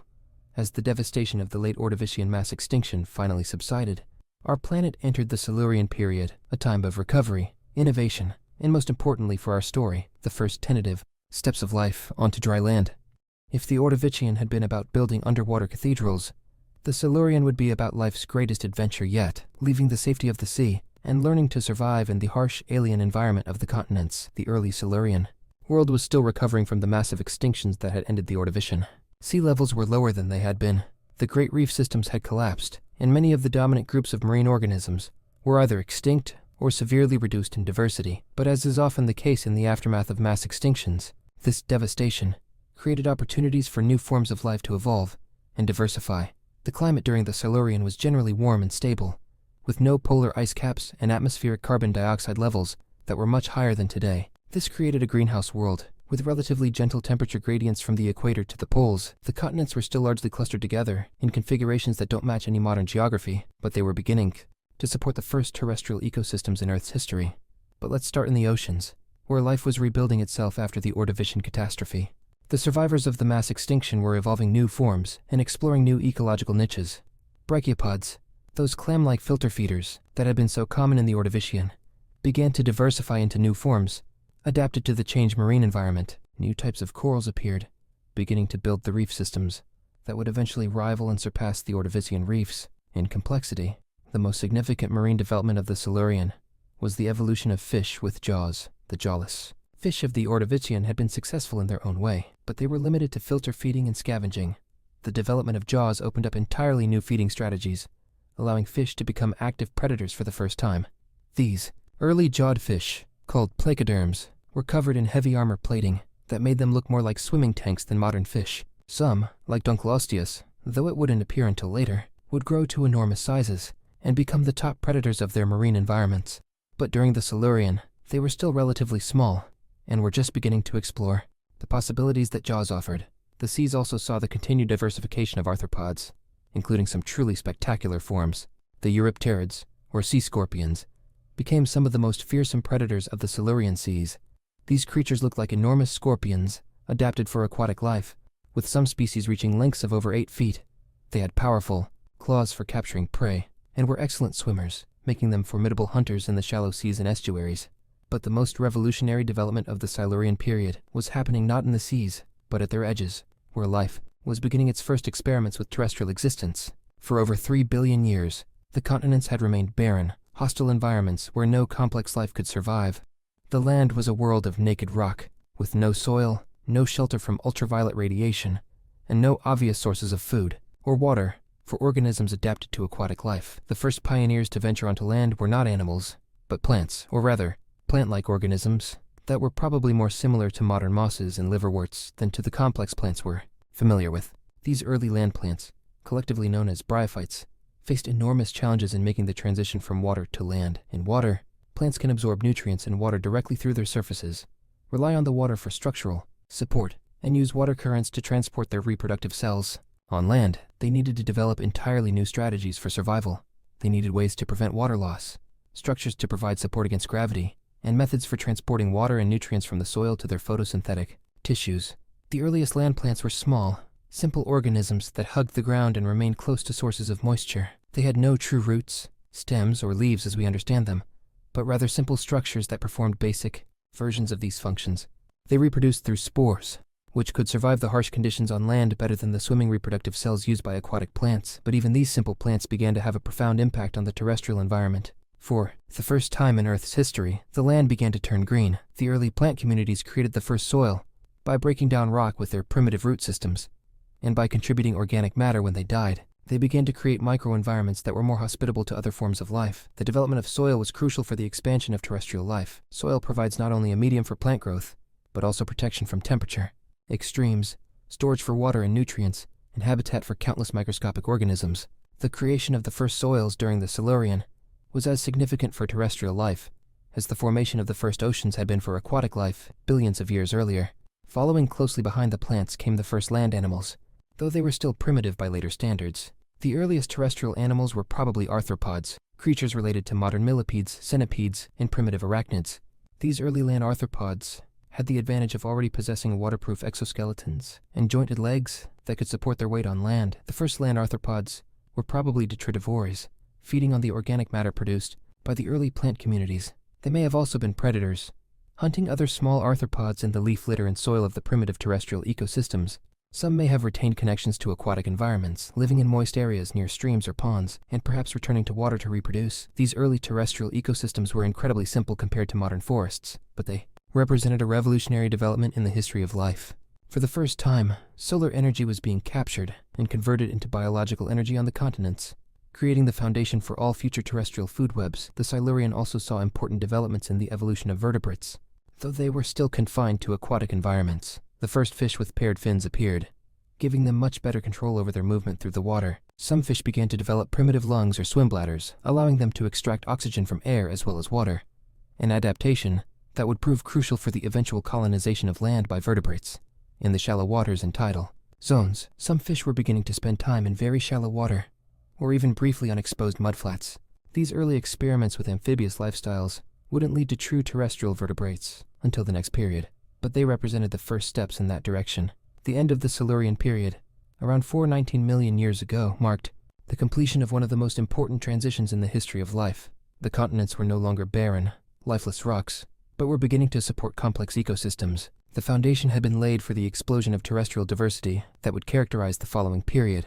As we watch the first green patches spread across the ancient continents and the first small arthropods scurry through the primitive plant communities, we're witnessing a revolution as significant as the first appearance of life itself. After billions of years of aquatic existence, life had finally found a way to exploit the vast, empty continents, opening up entirely new realms of possibility for evolutionary innovation. The conquest of land would prove to be one of life's greatest achievements, leading eventually to forests, grasslands, complex terrestrial food webs, and ultimately to the dinosaurs whose prehistory we've been exploring. But all of this future complexity had its humble beginning in the simple plant mats and small arthropod communities of the Silurian period, when life first dared to leave the safety of the sea and venture onto the alien landscape of dry land. As we drift forward into the Devonian period, beginning around 419 million years ago, we enter what paleontologists call the Age of Fishes, a time when vertebrates finally came into their own and began to dominate aquatic ecosystems in ways that would have been unimaginable in earlier periods. But the Devonian was also much more than just the Age of Fishes. It was a time when terrestrial ecosystems exploded in complexity, creating the first true forests and setting the stage for the eventual colonization of land by vertebrates. The Devonian world was warm and tropical, with sea levels that fluctuated but were generally high, creating extensive shallow seas and coastal environments that were perfect nurseries for evolving life forms. The continents were moving into new configurations, with the beginnings of the supercontinent Pangaea starting to take shape as smaller landmasses collided and merged. Let's begin our exploration in the seas, where the most dramatic evolutionary innovations were taking place. The oceans of the Devonian were dominated by an incredible diversity of fish that had evolved from the simple jawless forms of earlier periods into sophisticated predators, filter feeders, and everything in between. The placoderms, those heavily armored fish we first met in the Silurian, reached their evolutionary peak during the Devonian. Some of these armored fish grew to enormous sizes that dwarfed most modern sharks. Dunkleosteus, the most famous of these giants, could reach lengths of over 30 feet and had bone-shearing jaws that could snap shut with a force of over 5,000 pounds per square inch, powerful enough to cut a modern great white shark in half. But Dunkleosteus and its relatives were not just oversized versions of earlier placoderms. They had evolved sophisticated sensory systems, including lateral line organs, that could detect the movement of prey in the water, and complex jaw mechanisms that made them incredibly efficient predators. They ruled the Devonian seas like aquatic tyrannosaurs, apex predators that nothing else could challenge directly. Yet, the placoderms were not the only success story in the Devonian seas. This period also saw the rise of the first sharks, which took a completely different approach to being a fish. Instead of heavy armor, sharks evolved flexible cartilaginous skeletons and streamlined body forms that made them incredibly efficient swimmers. Their skin was covered in tooth-like scales that reduced drag, and their multiple rows of replaceable teeth made them formidable predators, despite lacking the bone-crushing jaws of the placoderms. The early sharks of the Devonian were often strained by modern standards. Helicoprion, which appeared later, but represents the kind of experimentation happening during this time, had a bizarre spiral of teeth in its lower jaw that looked like a circular saw. Stethecanthus had an anvil-shaped dorsal fin decorated with teeth. These early sharks were trying out body plans and feeding strategies that seem almost alien to us today. But perhaps the most significant development in Devonian fish evolution was the appearance of bony fish, which would eventually give rise to most modern fish species and, ultimately, to all terrestrial vertebrates, including ourselves. The early bony fish were experimenting with different approaches to skeletal construction, fin arrangement, and breathing mechanisms. Some of these early bony fish developed lobed fins supported by robust internal skeletons, fins that looked almost like primitive legs. These lobe-finned fish, including forms like Eusthenopteron and Panderichthys, were beginning to spend time in shallow water environments where their powerful fins could be used for support and even primitive walking movements. Even more significantly, some fish were developing primitive lungs alongside their gills, allowing them to extract oxygen from air as well as water. This adaptation was probably originally evolved for surviving in oxygen-poor water, or for dealing with seasonal droughts, but it would prove to be pre-adaptive for life on land. The transition from fish to amphibian, one of the most important evolutionary transitions in vertebrate history, was beginning to unfold during the late Devonian. Creatures like Acanthostega and Ichthyostega were experimenting with limbs that had distinct digits, fingers, and toes. Rather than fins, though, they were still primarily aquatic animals. While these aquatic innovations were taking place, even more dramatic changes were happening on land. The simple plant communities of the Silurian were giving way to the first true forests, creating terrestrial ecosystems of unprecedented complexity and beauty. The key innovation that made forests possible was the evolution of vascular tissue, specialized cells that could transport water and nutrients efficiently throughout a plant's body. This allowed plants to grow much taller than their Silurian predecessors, reaching heights of 30 feet or more, and creating the first tree-like organisms in Earth's history. The earliest trees were quite different from modern trees. Many belonged to groups that are now extinct or represented only by small herbaceous plants. The lycopsids, relatives of modern club mosses, grew into giants with thick, trunk-like stems and distinctive diamond-shaped leaf scars. Calamites, relatives of modern horsetails, grew into bamboo-like trees with jointed stems and rings of leaves at each joint. But perhaps the most important early trees were the progymnosperms, which combined the wood anatomy of modern trees with the spore-based reproduction of more primitive plants. These trees, including the famous Archaeopteris, created the first forests that would have looked somewhat familiar to modern eyes, with tall trunks, spreading branches, and dense canopies that cast deep shadows on the forest floor. These Devonian forests had profound effects on the global environment. For the first time in Earth's history, large amounts of carbon were being removed from the atmosphere and locked up in wood and other plant tissues. When these forests died and were buried, they began the process of forming coal deposits, creating the vast underground stores of carbon that would eventually fuel human civilization hundreds of millions of years in the future. The forest also created entirely new types of habitats and ecological niches. The forest canopy provided new environments for organisms that could climb or fly. The forest floor, carpeted with fallen leaves and branches, created habitats for decomposing organisms and soil-dwelling creatures. The root systems of trees created complex underground ecosystems that had never existed before. Terrestrial arthropods diversified rapidly to take advantage of these new forest environments. Millipedes evolved to enormous sizes, with some species reaching lengths of over 6 feet as they fed on the abundant plant material. Primitive spiders began spinning webs to catch flying insects. Early scorpions moved from aquatic to terrestrial environments, becoming some of the first land predators. The Devonian also saw the first experiments with flight, primitive insects were beginning to develop wings. Though the first flying insects wouldn't appear until later periods, the development of flight would eventually revolutionize terrestrial ecosystems. But during the Devonian, most arthropods were still earthbound. The end of the Devonian period, around 359 million years ago, was marked by another mass extinction event. Though not as severe as the late Ordovician extinction, the late Devonian extinction primarily affected marine organisms, particularly those living in warm, shallow seas. Many of the great placoderms went extinct, as did numerous species of corals, brachiopods, and trilobites. The extinction may have been caused by a combination of factors, including climate change, ocean acidification, and possibly asteroid impacts. The cooling climate and falling sea levels eliminated much of the shallow marine habitat that many Devonian organisms depended on. But as with previous extinctions, the end of the Devonian also created opportunities for new forms of life to evolve and diversify. The survivors would inherit a world where the foundation had been laid for even more complex terrestrial ecosystems, and where the stage was set for vertebrates to finally make their move onto land. As we watch the great Devonian forests slowly give way to new forms of vegetation and see the first primitive amphibians beginning to spend more time on land, we're witnessing the culmination of life's conquest of the terrestrial environment. The continents were no longer alien, hostile environments, but were becoming rich, complex ecosystems that could support an incredible diversity of life forms. The age of fishes was ending, but it had created the foundation for what would come next. The age of amphibians, and eventually the age of reptiles, the evolutionary experiments of the Devonian, had set the stage for all future terrestrial life, including, hundreds of millions of years in the future, the dinosaurs whose predecessors we've been following through this long journey back in time. As we enter the Carboniferous period, around 359 million years ago, we find ourselves in what might be the most alien-looking Earth that complex life has ever inhabited. This was the time of the great coal forests, when much of the world was covered by vast swamps, filled with plants so strange and magnificent that they seemed like the products of an alien imagination. It was also the time when vertebrates finally completed their conquest of the land, and when the first reptiles appeared, taking the crucial evolutionary steps that would eventually lead to dinosaurs. The name Carboniferous means carbon-bearing, and it refers to the vast coal deposits that were formed during this period from the accumulated remains of these ancient forests. The Carboniferous world was warm, humid, and swampy, with atmospheric conditions that were perfect for plant growth, but quite alien by modern standards. One of the most striking features of the Carboniferous atmosphere was its incredibly high oxygen content. While modern air contains about 21% oxygen, the Carboniferous atmosphere may have contained as much as 35% oxygen. This oxygen-rich environment had profound effects on life, allowing for the evolution of creatures that would be impossible in today's world.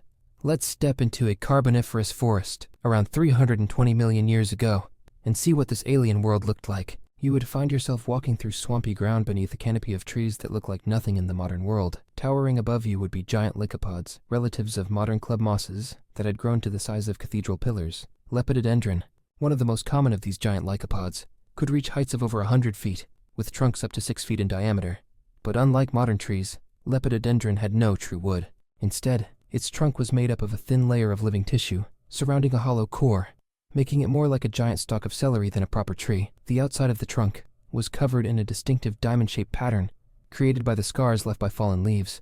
Even more spectacular was Sigillaria, another giant lycopod that could grow even taller than Lepidodendron. Sigillaria had a more cylindrical trunk, marked with vertical rows of leaf scars that gave it a ribbed appearance.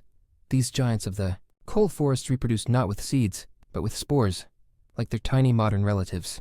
Growing alongside these giants were equally impressive relatives of modern horsetails. Calamites could reach heights of 60 feet or more, with hollow jointed stems that looked like enormous bamboo stalks. At each joint, rings of thin leaves emerged, giving the tree a distinctive layered appearance. Like the giant lycopods, calamites reproduced with spores and had no true wood. But perhaps the most alien-looking plants in the Carboniferous forests were the seed ferns, plants that looked like ferns, but were actually early experiments with seed-based reproduction. Medulosa was a seed fern that grew like a tree, with a thick trunk supporting massive fronds that could be 20 feet long. These fronds were so large and complex that they looked more like the leaves of giant tropical plants than anything we associate with ferns. The forest floor was carpeted with true ferns of incredible diversity and size. Some tree ferns reached heights of 40 feet, creating a lush understory beneath the canopy of the giant lycopods and calamites. The ground was soggy and waterlogged, more like a vast swamp than solid earth, and was covered with a thick layer of fallen fronds and branches that would eventually become coal. This oxygen-rich world supported arthropods of incredible size. The high oxygen content of the atmosphere allowed insects and other arthropods to grow much larger than they can today, because their simple breathing systems could extract enough oxygen even from large bodies. Flying through the Carboniferous skies were dragonflies with wingspans of over 2 feet, giants that dwarfed any modern dragonfly, Meganeura. The most famous of these giants was probably one of the most spectacular flying creatures ever to exist, with its massive wings carrying it through the humid air of the coal forests. Like a living airplane, on the forest floor scuttled millipedes that were over 6 feet long and nearly a foot wide. These giants, like Arthropleura, were herbivores that fed on the abundant plant material, but their size would have made them formidable creatures in any encounter. Imagine meeting one of these in a dark forest. It would have been like encountering a living log that could move on dozens of legs. Even the spiders were giants during the Carboniferous. Some species had leg spans of over a foot, and they built webs large enough to catch small vertebrates. The combination of abundant prey and high oxygen levels created perfect conditions for arthropod gigantism. But while the arthropods were reaching unprecedented sizes, even more significant evolutionary developments were taking place among the vertebrates. The amphibians that had first appeared in the late Devonian were diversifying into an incredible array of forms, some of which would have looked more like crocodiles than modern frogs and salamanders. Some Carboniferous amphibians grew to enormous sizes. Ariops was a predatory amphibian that reached lengths of over 6 feet, with a massive skull filled with sharp teeth and a body build that was more crocodile-like than salamander-like. Even larger was Mastodonsaurus, which could reach lengths of 13 feet and had a skull alone that was over 3 feet long. These giant amphibians were the top predators of the Carboniferous wetlands, hunting fish, smaller amphibians, and probably early reptiles. They were perfectly adapted to the swampy environment of the coal forests, spending their time both in water and on land. But the most significant development among Carboniferous vertebrates was the evolution of the first reptiles. These early reptiles had developed something that amphibians lacked: the ability to lay eggs on land. This might seem like a small innovation, but it was actually one of the most important evolutionary advances in vertebrate history. Amphibian eggs must be laid in water, or at least in very moist conditions, because they have no protective shell and will dry out quickly if exposed to air. This requirement keeps amphibians tied to aquatic environments for reproduction, even if they can live on land as adults. Reptile eggs, on the other hand, have shells and internal membranes that protect the developing embryo and prevent water loss. This amniotic egg, as it's called, freed reptiles from the need to return to water for reproduction and allowed them to become fully terrestrial animals for the first time in vertebrate history. The earliest reptiles of the Carboniferous were small, lizard-like creatures that probably looked quite similar to modern lizards. Hylonomus, one of the earliest known reptiles, was only about 8 inches long and lived in the hollow stumps of lycopod trees, where it hunted insects and other small prey. But from these humble beginnings, reptiles would eventually diversify into the incredible array of forms that would dominate terrestrial ecosystems for the next 200 million years. The amniotic egg was the key innovation that made this success possible, and it first appeared during the Carboniferous period. The Carboniferous world was also notable for its climate. The period was divided into 2 parts: the earlier Mississippian, which was warm and wet worldwide, and the later Pennsylvanian, which saw the beginning of significant climate variation as ice sheets began to form at the South Pole. These ice ages created cyclical changes in sea level, as water was locked up in ice and then released as the ice melted. These sea level changes had profound effects on the coal forests, alternately flooding them and exposing them to erosion. The repeated burial and exposure of organic matter under these changing conditions was perfect for coal formation, which is why we find such extensive coal deposits from this period. The end of the Carboniferous period, around 299 million years ago, saw significant climate change as the world became drier and cooler. The great coal forests began to decline as the swampy conditions that had supported them gave way to more arid environments. Many of the giant plants that had dominated the Carboniferous went extinct, unable to adapt to the changing conditions. The giant arthropods also declined as oxygen levels began to drop toward more modern values. Without the super-oxygenated atmosphere that had supported their gigantic sizes, these creatures became extinct, leaving behind only their smaller descendants. But the reptiles, with their water-independent reproduction and efficient metabolism, were well positioned to take advantage of the changing conditions. As the Carboniferous gave way to the Permian period, reptiles began to diversify rapidly, eventually giving rise to the lineages that would include mammals on one side and, eventually, dinosaurs on the other. As we watch the great coal forests slowly give way to drier landscapes and see the first reptiles beginning to explore their newfound freedom from aquatic reproduction, we're witnessing one of the most important transitions in the history of life on Earth. The stage was being set for the age of reptiles, which would eventually culminate in the dinosaurs whose predecessors we've been following through this long journey back in time. The Carboniferous had been a time of experiments and giants, of oxygen-drunk arthropods and cathedral-like forests. but it had also been the period when life finally learned to be fully terrestrial, when the last ties to aquatic reproduction were broken, and when the foundation was laid for all future terrestrial vertebrate evolution. As we drift forward into the Permian period, beginning around 299 million years ago, we enter the final chapter of the Paleozoic era, a time that would end with the most catastrophic mass extinction in Earth's history, but which would also see the flowering of reptilian diversity and the rise of ecosystems that were beginning to look recognizably modern in their basic structure. The Permian world was a world of extremes. It was a time when all the major continents came together to form the supercontinent Pangaea, creating a landmass so vast that its interior was cut off from the moderating influence of the oceans. The result was a world of harsh continental climates, with scorching hot summers and freezing winters in the interior, while the coasts enjoyed more moderate conditions. The climate was also becoming drier, as the Carboniferous coal forests gave way to more open landscapes. The high humidity and constant warmth that had characterized the Carboniferous were being replaced by seasonal variation and aridity. This climate change drove a wave of plant evolution as vegetation adapted to the new conditions.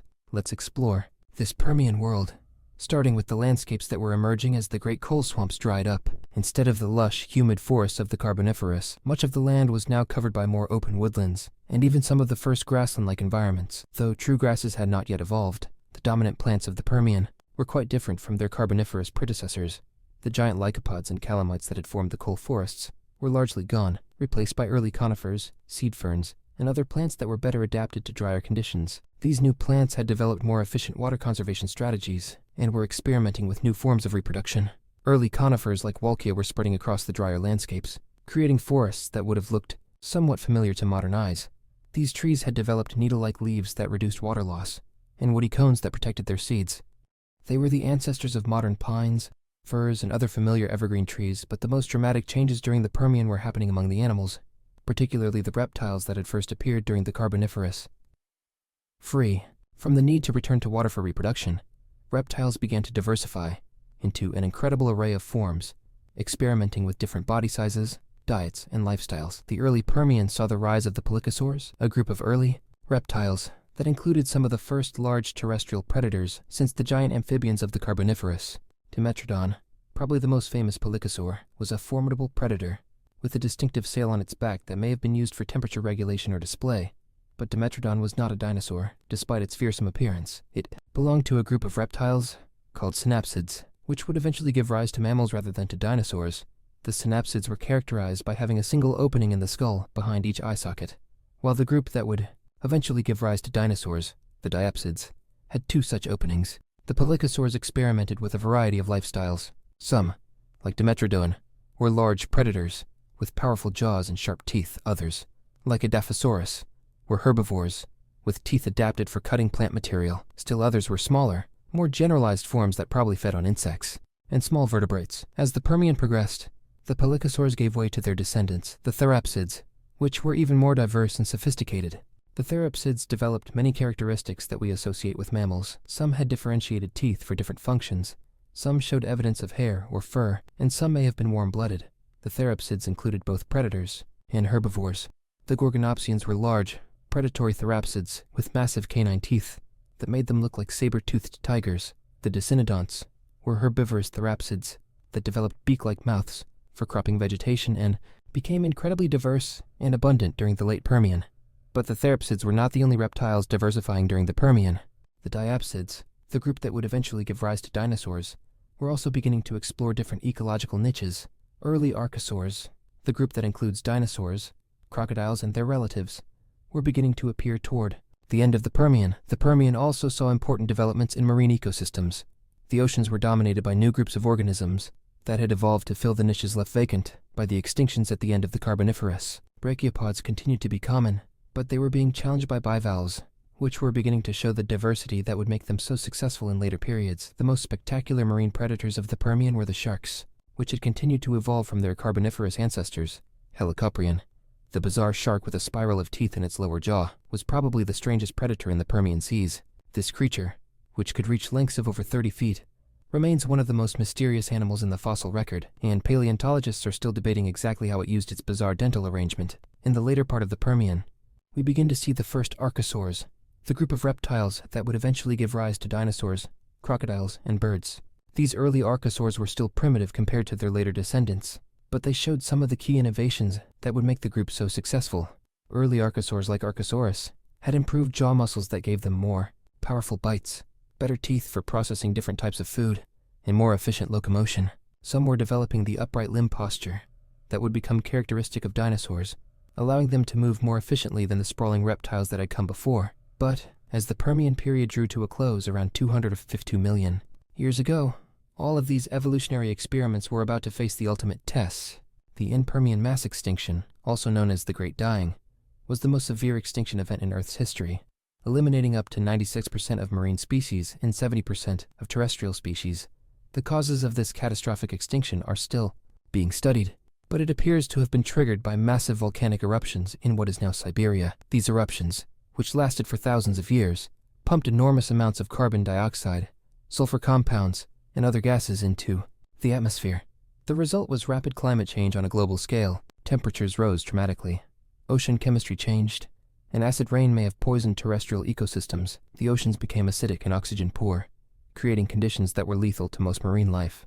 On land, the combination of extreme heat, acid rain, and atmospheric poisoning created a hellish environment where most plants and animals simply could not survive. The lush ecosystems that had been developing throughout the Permian collapsed, leaving behind a world that was largely empty of complex life. The marine extinctions were even more severe.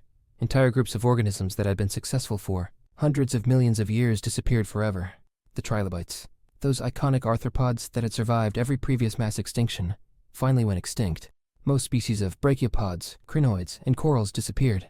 The diverse communities of the Permian seas were reduced to a few hardy survivors. But as devastating as the Permian extinction was, it also created opportunities for the survivors to diversify and evolve in new directions. The early Triassic world was a largely empty planet, with vast ecological niches waiting to be filled by whatever organisms were hardy enough to survive the catastrophe. Among the survivors were some of the early archosaurs, the group that would eventually give rise to dinosaurs. These reptiles had already developed some of the key innovations that would make them successful in the post-extinction world: efficient metabolism, improved locomotion, and adaptable feeding strategies. As we watch the Permian world collapse, in the flames of the Great Dying, we're witnessing the end of the Paleozoic era, the end of ancient life. The creatures that had dominated Earth for hundreds of millions of years were mostly gone, victims of the most severe environmental catastrophe in our planet's history. But from the ashes of this catastrophe would rise new forms of life, including the archosaurs that would eventually give rise to dinosaurs. The stage was being set for the Mesozoic era, the age of reptiles, when dinosaurs would finally make their appearance and begin their 160 million year reign as the dominant land animals. The Great Dying had cleared the stage, and evolution was about to write an entirely new script for life on Earth. As we emerge from the devastation of the Permian extinction into the Triassic period, beginning around 252 million years ago, we find ourselves in a world that has been almost completely reset. The Great Dying has cleared away most of the established ecosystems, leaving behind a planet that is largely empty, but rich with opportunity for whatever life forms are hardy enough to survive and adapt to the changed conditions. The early Triassic Earth was a harsh and alien world, still reeling from the catastrophic events that had ended the Permian. The climate was hot and dry, with extreme seasonal variations and atmospheric conditions that would have been hostile to most modern life forms. Carbon dioxide levels were much higher than today, creating a powerful greenhouse effect that made even the polar regions warm and ice-free. The supercontinent Pangaea was still largely intact, creating vast interior deserts where the climate was too extreme for most life. Only along the coasts and in a few favored interior basins could complex ecosystems begin to re-establish themselves. It was in these refugia that the survivors of the Great Dying began the long process of rebuilding the diversity of life. Let's explore this post-apocalyptic world, starting with the landscapes that were slowly coming back to life. The lush forests of the late Permian were mostly gone, replaced by much simpler plant communities dominated by a few hardy survivors. Early conifers, seed ferns, and primitive cycads were among the plants that managed to persist through the extinction and begin colonizing the empty landscapes. These early Triassic plant communities were sparse and low diversity compared to what had come before. It would take millions of years for ecosystems to regain the complexity they had achieved during the Permian. But even these simple communities provided the foundation for the recovery of animal life. Among the animal survivors were some of the therapsids that had dominated the late Permian, though their diversity was greatly reduced. Lystrosaurus, a medium-sized herbivorous therapsid with a distinctive beak-like snout, became incredibly abundant in the early Triassic, making up as much as 95% of terrestrial vertebrate fossils from this time. This dominance by a single species was probably a sign of the severely disrupted state of post-extinction ecosystems. But while the therapsids were struggling to recover from the extinction, another group of reptiles was beginning to show remarkable evolutionary innovation. The archosaurs, which had appeared late in the Permian, began to diversify rapidly in the early Triassic, eventually giving rise to the lineages that would include crocodiles, dinosaurs, and birds. The early Triassic archosaurs were still relatively primitive, but they possessed several key advantages that would serve them well in the post-extinction world. They had more efficient metabolisms than many other reptiles, allowing them to be more active in the variable climate conditions. Their improved jaw mechanics gave them access to a wider variety of food sources. Most importantly, some were developing the upright limb posture that would become one of the defining characteristics of dinosaurs. One of the most important early archosaurs was Euparkeria, a small, lightly built reptile that lived in what is now South Africa during the Middle Triassic. Euparkeria was probably capable of running on its hind legs when necessary, though it normally moved on all fours. This ability to shift between quadrupedal and bipedal locomotion was a crucial innovation that would be refined by later archosaurs. As the Triassic progressed and ecosystems began to recover, the archosaurs continued to diversify and experiment with different body plans and lifestyles. Some, like the Dinosaurs, became heavily armored herbivores that looked somewhat like armadillos the size of cars. Others, like the Phytosaurs, became large semi-aquatic predators that filled the ecological role that crocodiles would later occupy. But the most significant development was the appearance of the first dinosauromorphs, reptiles that were very close to being true dinosaurs but hadn't quite made the final evolutionary leap. Creatures like Marsuchus and Lagirbaton were small, lightly built archosaurs that showed many dinosaur-like characteristics: long legs adapted for running, partially upright posture, and modifications to the ankle and hip that would become standard features of dinosaur anatomy. The Middle Triassic, around 240 million years ago, saw the appearance of the very first true dinosaurs. These early dinosaurs were small, bipedal creatures that probably looked quite similar to some modern small theropod dinosaurs. A raptor, one of the earliest known dinosaurs, was only about 3 feet long and weighed perhaps 20 pounds. It had a long tail for balance, sharp teeth for catching small prey, and the characteristic upright posture that would define dinosaurs for the next 160 million years. What made these early dinosaurs so successful? Several factors probably contributed to their rise. Their upright posture gave them advantages in locomotion, allowing them to run faster and more efficiently than sprawling reptiles. Their improved metabolism may have allowed them to be more active than their competitors. Their relatively large brains gave them behavioral flexibility that helped them adapt to changing conditions. But perhaps most importantly, dinosaurs appeared at exactly the right time. The late Triassic world was recovering from the Great Dying, and ecosystems were still relatively open, with many ecological niches available for colonization. The early dinosaurs were able to exploit these opportunities and establish themselves before other groups could fully recover. The late Triassic saw rapid diversification among dinosaurs. The group split into two main lineages: the Saurischians, lizard-hipped dinosaurs, and the Ornithischians, bird-hipped dinosaurs. The Saurischians included both theropods, bipedal predators, and sauropodomorphs, long-necked herbivores, while the Ornithischians were primarily herbivorous dinosaurs with various defensive adaptations. Some late Triassic dinosaurs grew to considerable sizes. Plateosaurus, an early sauropodomorph, could reach lengths of over 30 feet, making it one of the largest land animals of its time. Colaphysis, a theropod dinosaur, was smaller but occurred in large herds, suggesting that dinosaurs were already developing complex social behaviors. The Triassic was also important for the evolution of other reptile groups that would become significant in later periods. The first true crocodiles appeared, though they were quite different from modern crocodiles. Many were terrestrial and some were even bipedal. The first pterosaurs took to the skies, beginning the conquest of aerial environments that would be perfected by birds.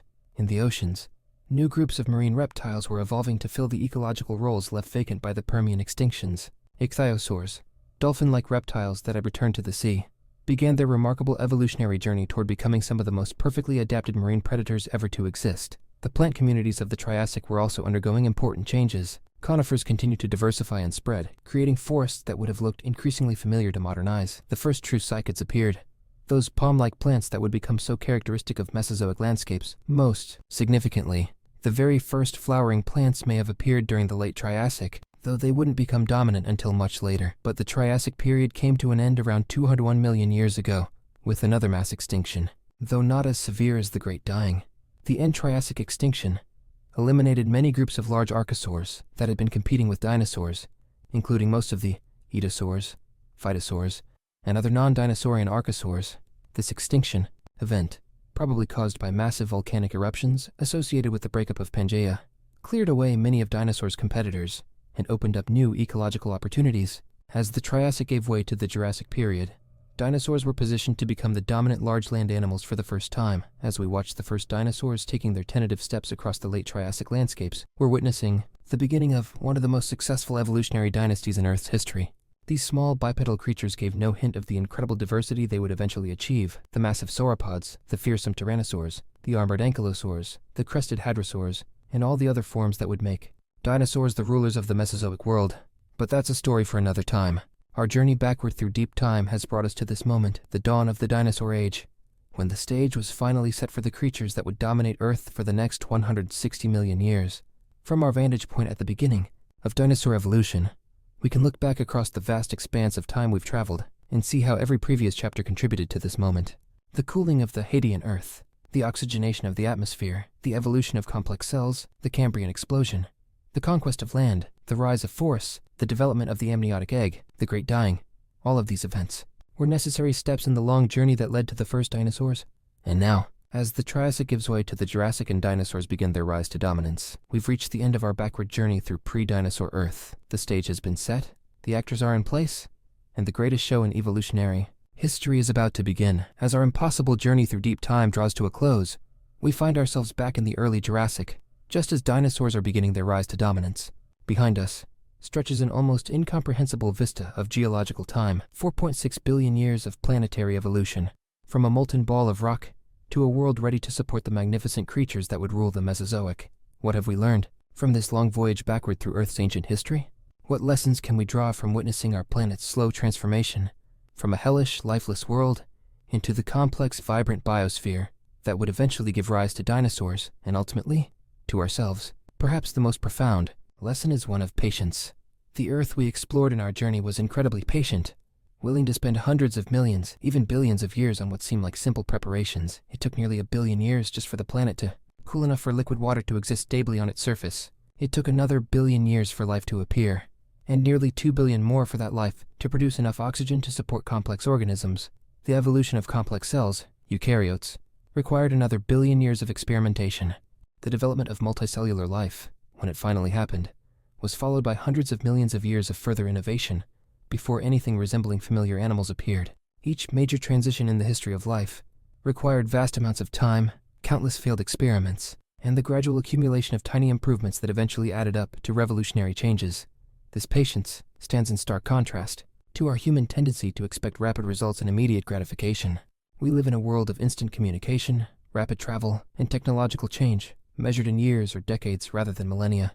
But the story of ancient Earth reminds us that the most fundamental and lasting changes often happen slowly, through processes that are barely visible from day to day but profound when viewed across deep time. Another crucial lesson is the power of incremental change. Almost every major evolutionary innovation we witnessed, from the first photosynthetic organisms to the first animals to leave the sea, began as small, seemingly insignificant modifications to existing systems. The first oxygen-producing bacteria didn't set out to transform the planet's atmosphere.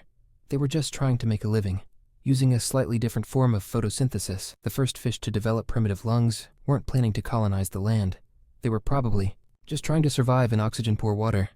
Yet these small changes accumulated over time, each one opening up new possibilities, new evolutionary pathways, new opportunities for further innovation. The history of life is largely a story of serendipity, of evolutionary accidents that turned out to be advantageous, of environmental challenges that drove innovation, of catastrophes that cleared the stage for new forms of life to evolve. This pattern suggests something important about how complex systems evolve, whether they're biological, technological, or social.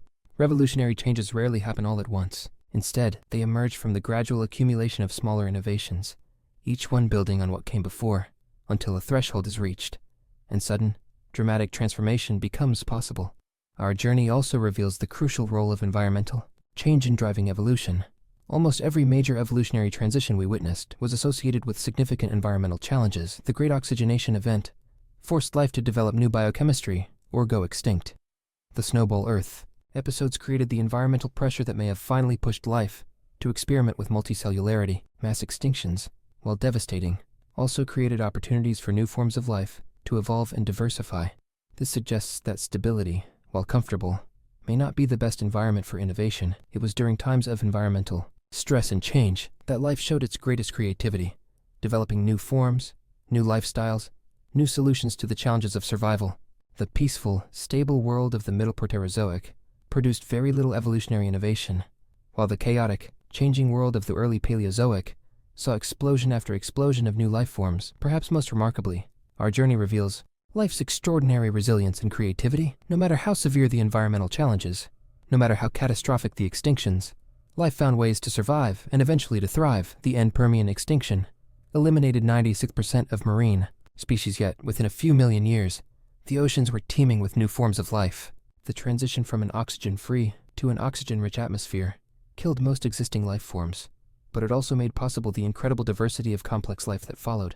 This resilience wasn't the result of any grand plan or foresight. Life survived and adapted through the simple but powerful mechanism of variation and selection. Some organisms, by chance, happened to have characteristics that allowed them to survive environmental changes. These survivors then reproduced and diversified, eventually filling the ecological niches left vacant by the extinction of their predecessors. The story of ancient Earth also reveals the deep interconnectedness of all life and environment. This atmosphere we breathe was created by billions of years of photosynthesis. The soil that supports terrestrial life was created by millions of years of plant growth and decay. The chemical composition of the oceans reflects billions of years of biological and geological processes. Life didn't just adapt to its environment, it created much of that environment. This interconnectedness means that major environmental changes can have cascading effects throughout the entire biosphere. The evolution of photosynthesis didn't just affect photosynthetic organisms, it transformed the entire planet. The colonization of land by plants didn't just affect terrestrial ecosystems, it changed global climate patterns, ocean chemistry, and atmospheric composition. Understanding these connections helps us appreciate how modern human activities, while occurring over much shorter timescales, can have far-reaching effects on global systems. The rapid changes we're making to atmospheric composition, climate, and ecosystems are occurring against the backdrop of the slow, patient processes that created the modern world over billions of years. Our journey through deep time also provides perspective on our own existence. Humans have been around for perhaps 300,000 years, a tiny fraction of Earth's history. Our entire recorded history covers only about 5,000 years, which is less than 1,000% of the time since dinosaurs went extinct, which was itself only a tiny fraction of Earth's total history. This perspective can be humbling, but it can also be inspiring. We are the current culmination of an unbroken chain of evolution, stretching back to the very first life forms in the Archean seas. The atoms in our bodies were forged in stellar cores billions of years ago. The oxygen we breathe was produced by countless generations of photosynthetic organisms. The food we eat represents the capture of solar energy by plants that trace their lineage back to the first terrestrial pioneers of the Silurian period. We are not separate from nature, we are nature, temporarily organized into thinking, feeling beings capable of contemplating our own origins and place in the cosmic story. The same evolutionary processes that created trilobites and dinosaurs also created us. The same planet that supported the strange gardens of the Ediacaran and the coal forests of the Carboniferous now supports human civilization. Perhaps most importantly, our journey reveals that the story of life is still being written. The appearance of dinosaurs in the late Triassic was not the end of evolution. It was just another chapter in an ongoing tale. Life continued to innovate and diversify throughout the Mesozoic and beyond, eventually giving rise to flowering plants, social insects, and mammals. And the story continues today. Evolution hasn't stopped just because humans have appeared on the scene. New species are still evolving, ecosystems are still changing, and the planet is still responding to new environmental challenges. We have become conscious participants in this ancient story, capable of both observing and influencing the ongoing evolution of life on Earth. This realization brings both opportunity and responsibility. For the first time in Earth's history, one species, ourselves, has become aware of the deep time processes that created the modern world. We can see the connections between ancient events and current conditions. We can understand how our actions today might affect the future trajectory of life on Earth as we prepare to return to the present moment. Having witnessed the slow unfolding of Earth's story across billions of years, we carry with us a deeper appreciation for the patience, resilience, and creativity of life itself. The ancient Earth has taught us that the most remarkable transformations often happen slowly, through the accumulation of small changes over vast periods of time. It has shown us that environmental challenges, while difficult, can drive innovation and creativity. Most importantly, it has reminded us that we are part of an ancient and ongoing story, temporary stewards of a planet that has been billions of years in the making. As we stand at the threshold between the ancient world we've explored and the modern world we inhabit, it's worth taking a moment to consider our own place in this vast story of planetary evolution. We've witnessed Earth's transformation from a molten ball of rock to a world capable of supporting dinosaurs, and eventually, ourselves. But where do we fit in this epic tale? And what does our brief presence mean in the context of deep time? From one perspective, Human existence is almost impossibly brief. If Earth's entire history were compressed into a single year, modern humans would appear only in the last few seconds before midnight on New Year's Eve. Our entire civilization, from the first agricultural settlements to the space age, would occupy only the tiniest fraction of the final second. We are, in geological terms, brand new arrivals on a very old planet, but from another perspective, our arrival represents something unprecedented in Earth's history. For the first time since life began, a species has evolved the capacity to understand its own origins, to piece together the story of how it came to exist, and to contemplate its place in the cosmic order. We are the first organisms on Earth to achieve what we might call cosmic consciousness, the ability to see ourselves not just as individuals or even as a species, but as part of the vast, interconnected web of life and matter that makes up our universe. This consciousness makes us remarkably different from all the creatures that came before us. The trilobites that dominated Paleozoic seas, magnificent as they were, had no concept of their own place in time. The great dinosaurs that ruled the Mesozoic, despite their success and diversity, could not contemplate their own origins or speculate about their future. Even our closest evolutionary relatives, the other mammals that survived the end Cretaceous extinction, live entirely in the present moment, unaware of the deep history that shaped their existence.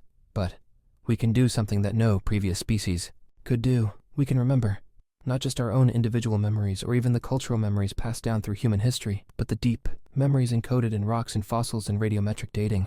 We can read the story of Earth's past in the geological record, trace the evolution of life through the fossil record, and even glimpse the formation of our planet and the cratered surfaces of the moon and other worlds. This ability to remember the deep past gives us something equally unprecedented, the ability to anticipate the deep future. We can see patterns in Earth's history that allow us to make predictions about what might happen in the centuries, millennia, and even millions of years to come. We can understand that mass extinctions have happened before and will likely happen again. We can see that climate has changed dramatically throughout Earth's history and continues to change today.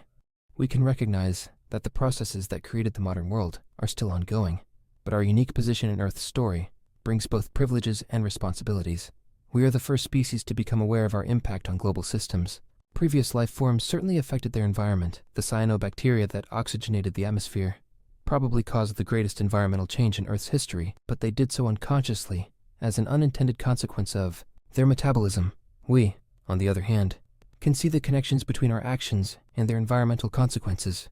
We can understand how burning fossil fuels affects atmospheric composition, how habitat destruction affects biodiversity, how pollution affects ecosystem health. We are the first species to face the choice of whether to continue affecting our environment unconsciously, or to begin making conscious decisions about our planetary impact. This awareness also gives us the ability to intervene in natural processes in ways that no previous species could. We can prevent some extinctions, assist in the recovery of damaged ecosystems, and even begin to think about protecting Earth from cosmic threats like asteroid impacts that have caused mass extinctions in the past. We have become, in a sense, conscious agents of planetary evolution.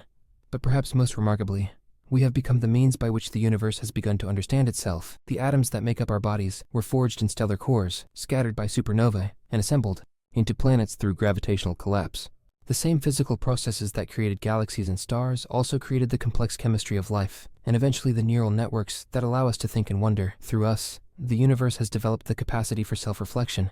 The carbon atoms in our brains, created billions of years ago in stellar furnaces, are now arranged in patterns that allow them to contemplate their own cosmic origins. The hydrogen atoms in our bodies, some of which may date back to the Big Bang itself, are now part of organisms that can theorize about the Big Bang and its aftermath. This makes us, in a very real sense, the universe becoming conscious of itself. We are not separate from the cosmos. We are the cosmos, temporarily organized into a form capable of wonder, curiosity, and understanding. Through our telescopes, we are the universe looking at itself. Through our scientific investigations, we are the universe trying to understand its own nature and history. Our journey through deep time also reveals something profound about the nature of existence itself. Every creature we encountered in our voyage, from the simplest archaean bacteria to the magnificent dinosaurs of the Mesozoic, existed for a finite time before giving way to new forms of life. Species appear, flourish, and eventually go extinct, but the patterns and processes of life continue. We, too, are temporary participants in this ongoing story. Our species will not exist forever, any more than trilobites or dinosaurs existed forever. But during our brief tenure on Earth, we have the opportunity to play a unique role. We can be conscious witnesses to the ongoing evolution of life and, perhaps, conscious participants in shaping its future direction. This perspective can be both humbling and empowering. Humbling, because it reminds us of our small place in the vast cosmos and the brief duration of our existence. But empowering, because it reveals the remarkable nature of what we are, the universe's way of knowing that it exists, the culmination of billions of years of evolution, the current leading edge of the cosmic story of increasing complexity and consciousness. Our exploration of ancient Earth also suggests that we may not be the endpoint of this story, but rather another step in the ongoing evolution of complexity and consciousness. Just as the first photosynthetic bacteria could not have imagined the complex ecosystems they would eventually enable, we may not be able to imagine what forms consciousness and intelligence might take in the future, but we can be certain that the story will continue. The same processes that created the ancient Earth we've explored, the patient working of physical laws, the creative power of evolution, the dynamic interactions between life and environment, are still operating today. New species are still evolving, ecosystems are still changing, and the planet is still responding to new challenges and opportunities. As we return to the present moment, having witnessed the slow unfolding of Earth's history across billions of years, we carry with us a profound sense of connection to the ancient processes that created the modern world. We are children of the stars, descendants of the first life forms, inheritors of billions of years of evolutionary creativity and experimentation. We are also, perhaps for the first time in Earth's history, conscious participants in the ongoing story of life.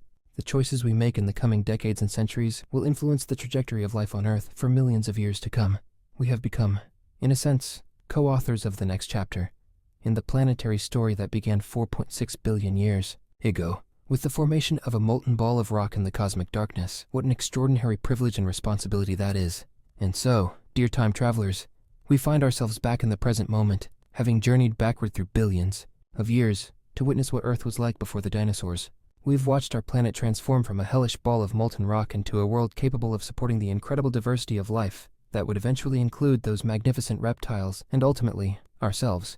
What a journey it has been. We've walked through alien landscapes where the sky was orange and the seas were green with dissolved iron. We've witnessed the first tentative experiments with life in the hot springs of the Archean oceans.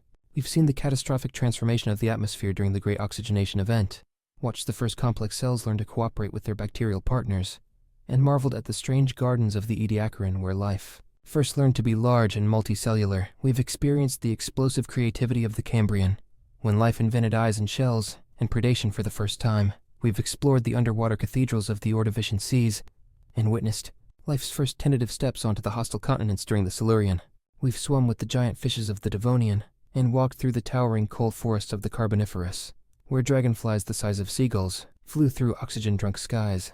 We've survived the Great Dying that nearly ended complex life entirely, and watched the patient recovery of the Triassic world as the first dinosaurs took their initial steps across landscapes still scarred by the greatest extinction in Earth's history. Through it all, we've learned that the Earth we know and love is not a permanent, unchanging backdrop to life, but rather a dynamic, evolving system that has been shaped by billions of years of interaction between geological and biological processes.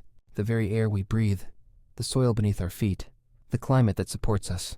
All of these are products of deep time processes that we've witnessed in our journey. We've also learned something profound about life itself, its incredible patience, its remarkable resilience, its endless creativity in the face of environmental challenges. Time and again, we've seen life find ways to not just survive catastrophic changes, but to use those changes as opportunities for innovation and diversification. Perhaps most importantly, we've gained a deeper appreciation for our own place in this ancient story. We are not separate from the processes we've witnessed. We are their current culmination. The carbon in our bodies was processed by countless generations of photosynthetic organisms. The oxygen we breathe was produced by billions of years of evolution. The complex chemistry that makes our thoughts possible was refined over eons of evolutionary experimentation. We are the ancient Earth's gift to the present moment, conscious beings capable of remembering the deep past and contemplating the far future. Through us, the planet has developed a way to understand its own history and perhaps to influence its own future trajectory. There's something deeply comforting about this perspective, especially as we drift towards sleep. The ancient Earth reminds us that change, even dramatic change, is natural and has been happening for billions of years. The planet has survived ice ages and asteroid impacts, atmospheric poisoning, and mass extinctions. Life has persisted through it all, always finding new ways to thrive in changing conditions. This doesn't mean that all change is good, or that we shouldn't be concerned about current environmental challenges, but it does suggest that the fundamental processes that created the beauty and complexity of the modern world are still operating. Evolution is still creating new forms of life. Ecosystems are still adapting to changing conditions. The planet is still capable of surprising us with its resilience and creativity. As you settle into sleep tonight, remember that you are resting on a planet that has been billions of years in the making. The bed you lie in is supported by continents that have drifted around the globe many times. The atmosphere that surrounds you was created by countless generations of living organisms. The very atoms of your body have been recycled through stars and supernovae, through ancient seas and prehistoric forests, through dinosaurs and trilobites and bacteria, all leading to this moment when they are temporarily organized into you. You are a conscious expression of the deep time processes we've explored together, a living representative of the ancient Earth's long journey toward complexity and awareness. When you dream tonight, you're participating in the same kind of neural activity that first evolved hundreds of millions of years ago, refined and elaborated by evolution, into the remarkable phenomenon of human consciousness. And perhaps in your dreams, you'll visit some of the ancient worlds we've explored together. You might swim in the green seas of the Archean, walk through the cold forests of the Carboniferous, or witness the first dinosaurs taking their tentative steps across the Triassic landscapes. These dreams would not be fantasy. They would be memories carried forward through deep time in the genetic and cultural inheritance that makes you who you are. If this journey through ancient Earth has brought you some peace, some wonder, or some new perspective on your place in the cosmic story, please consider sharing it with others who might benefit from remembering their deep time heritage. Subscribe to Sleep Scientist for more explorations of the ancient processes that created the modern world, and leave a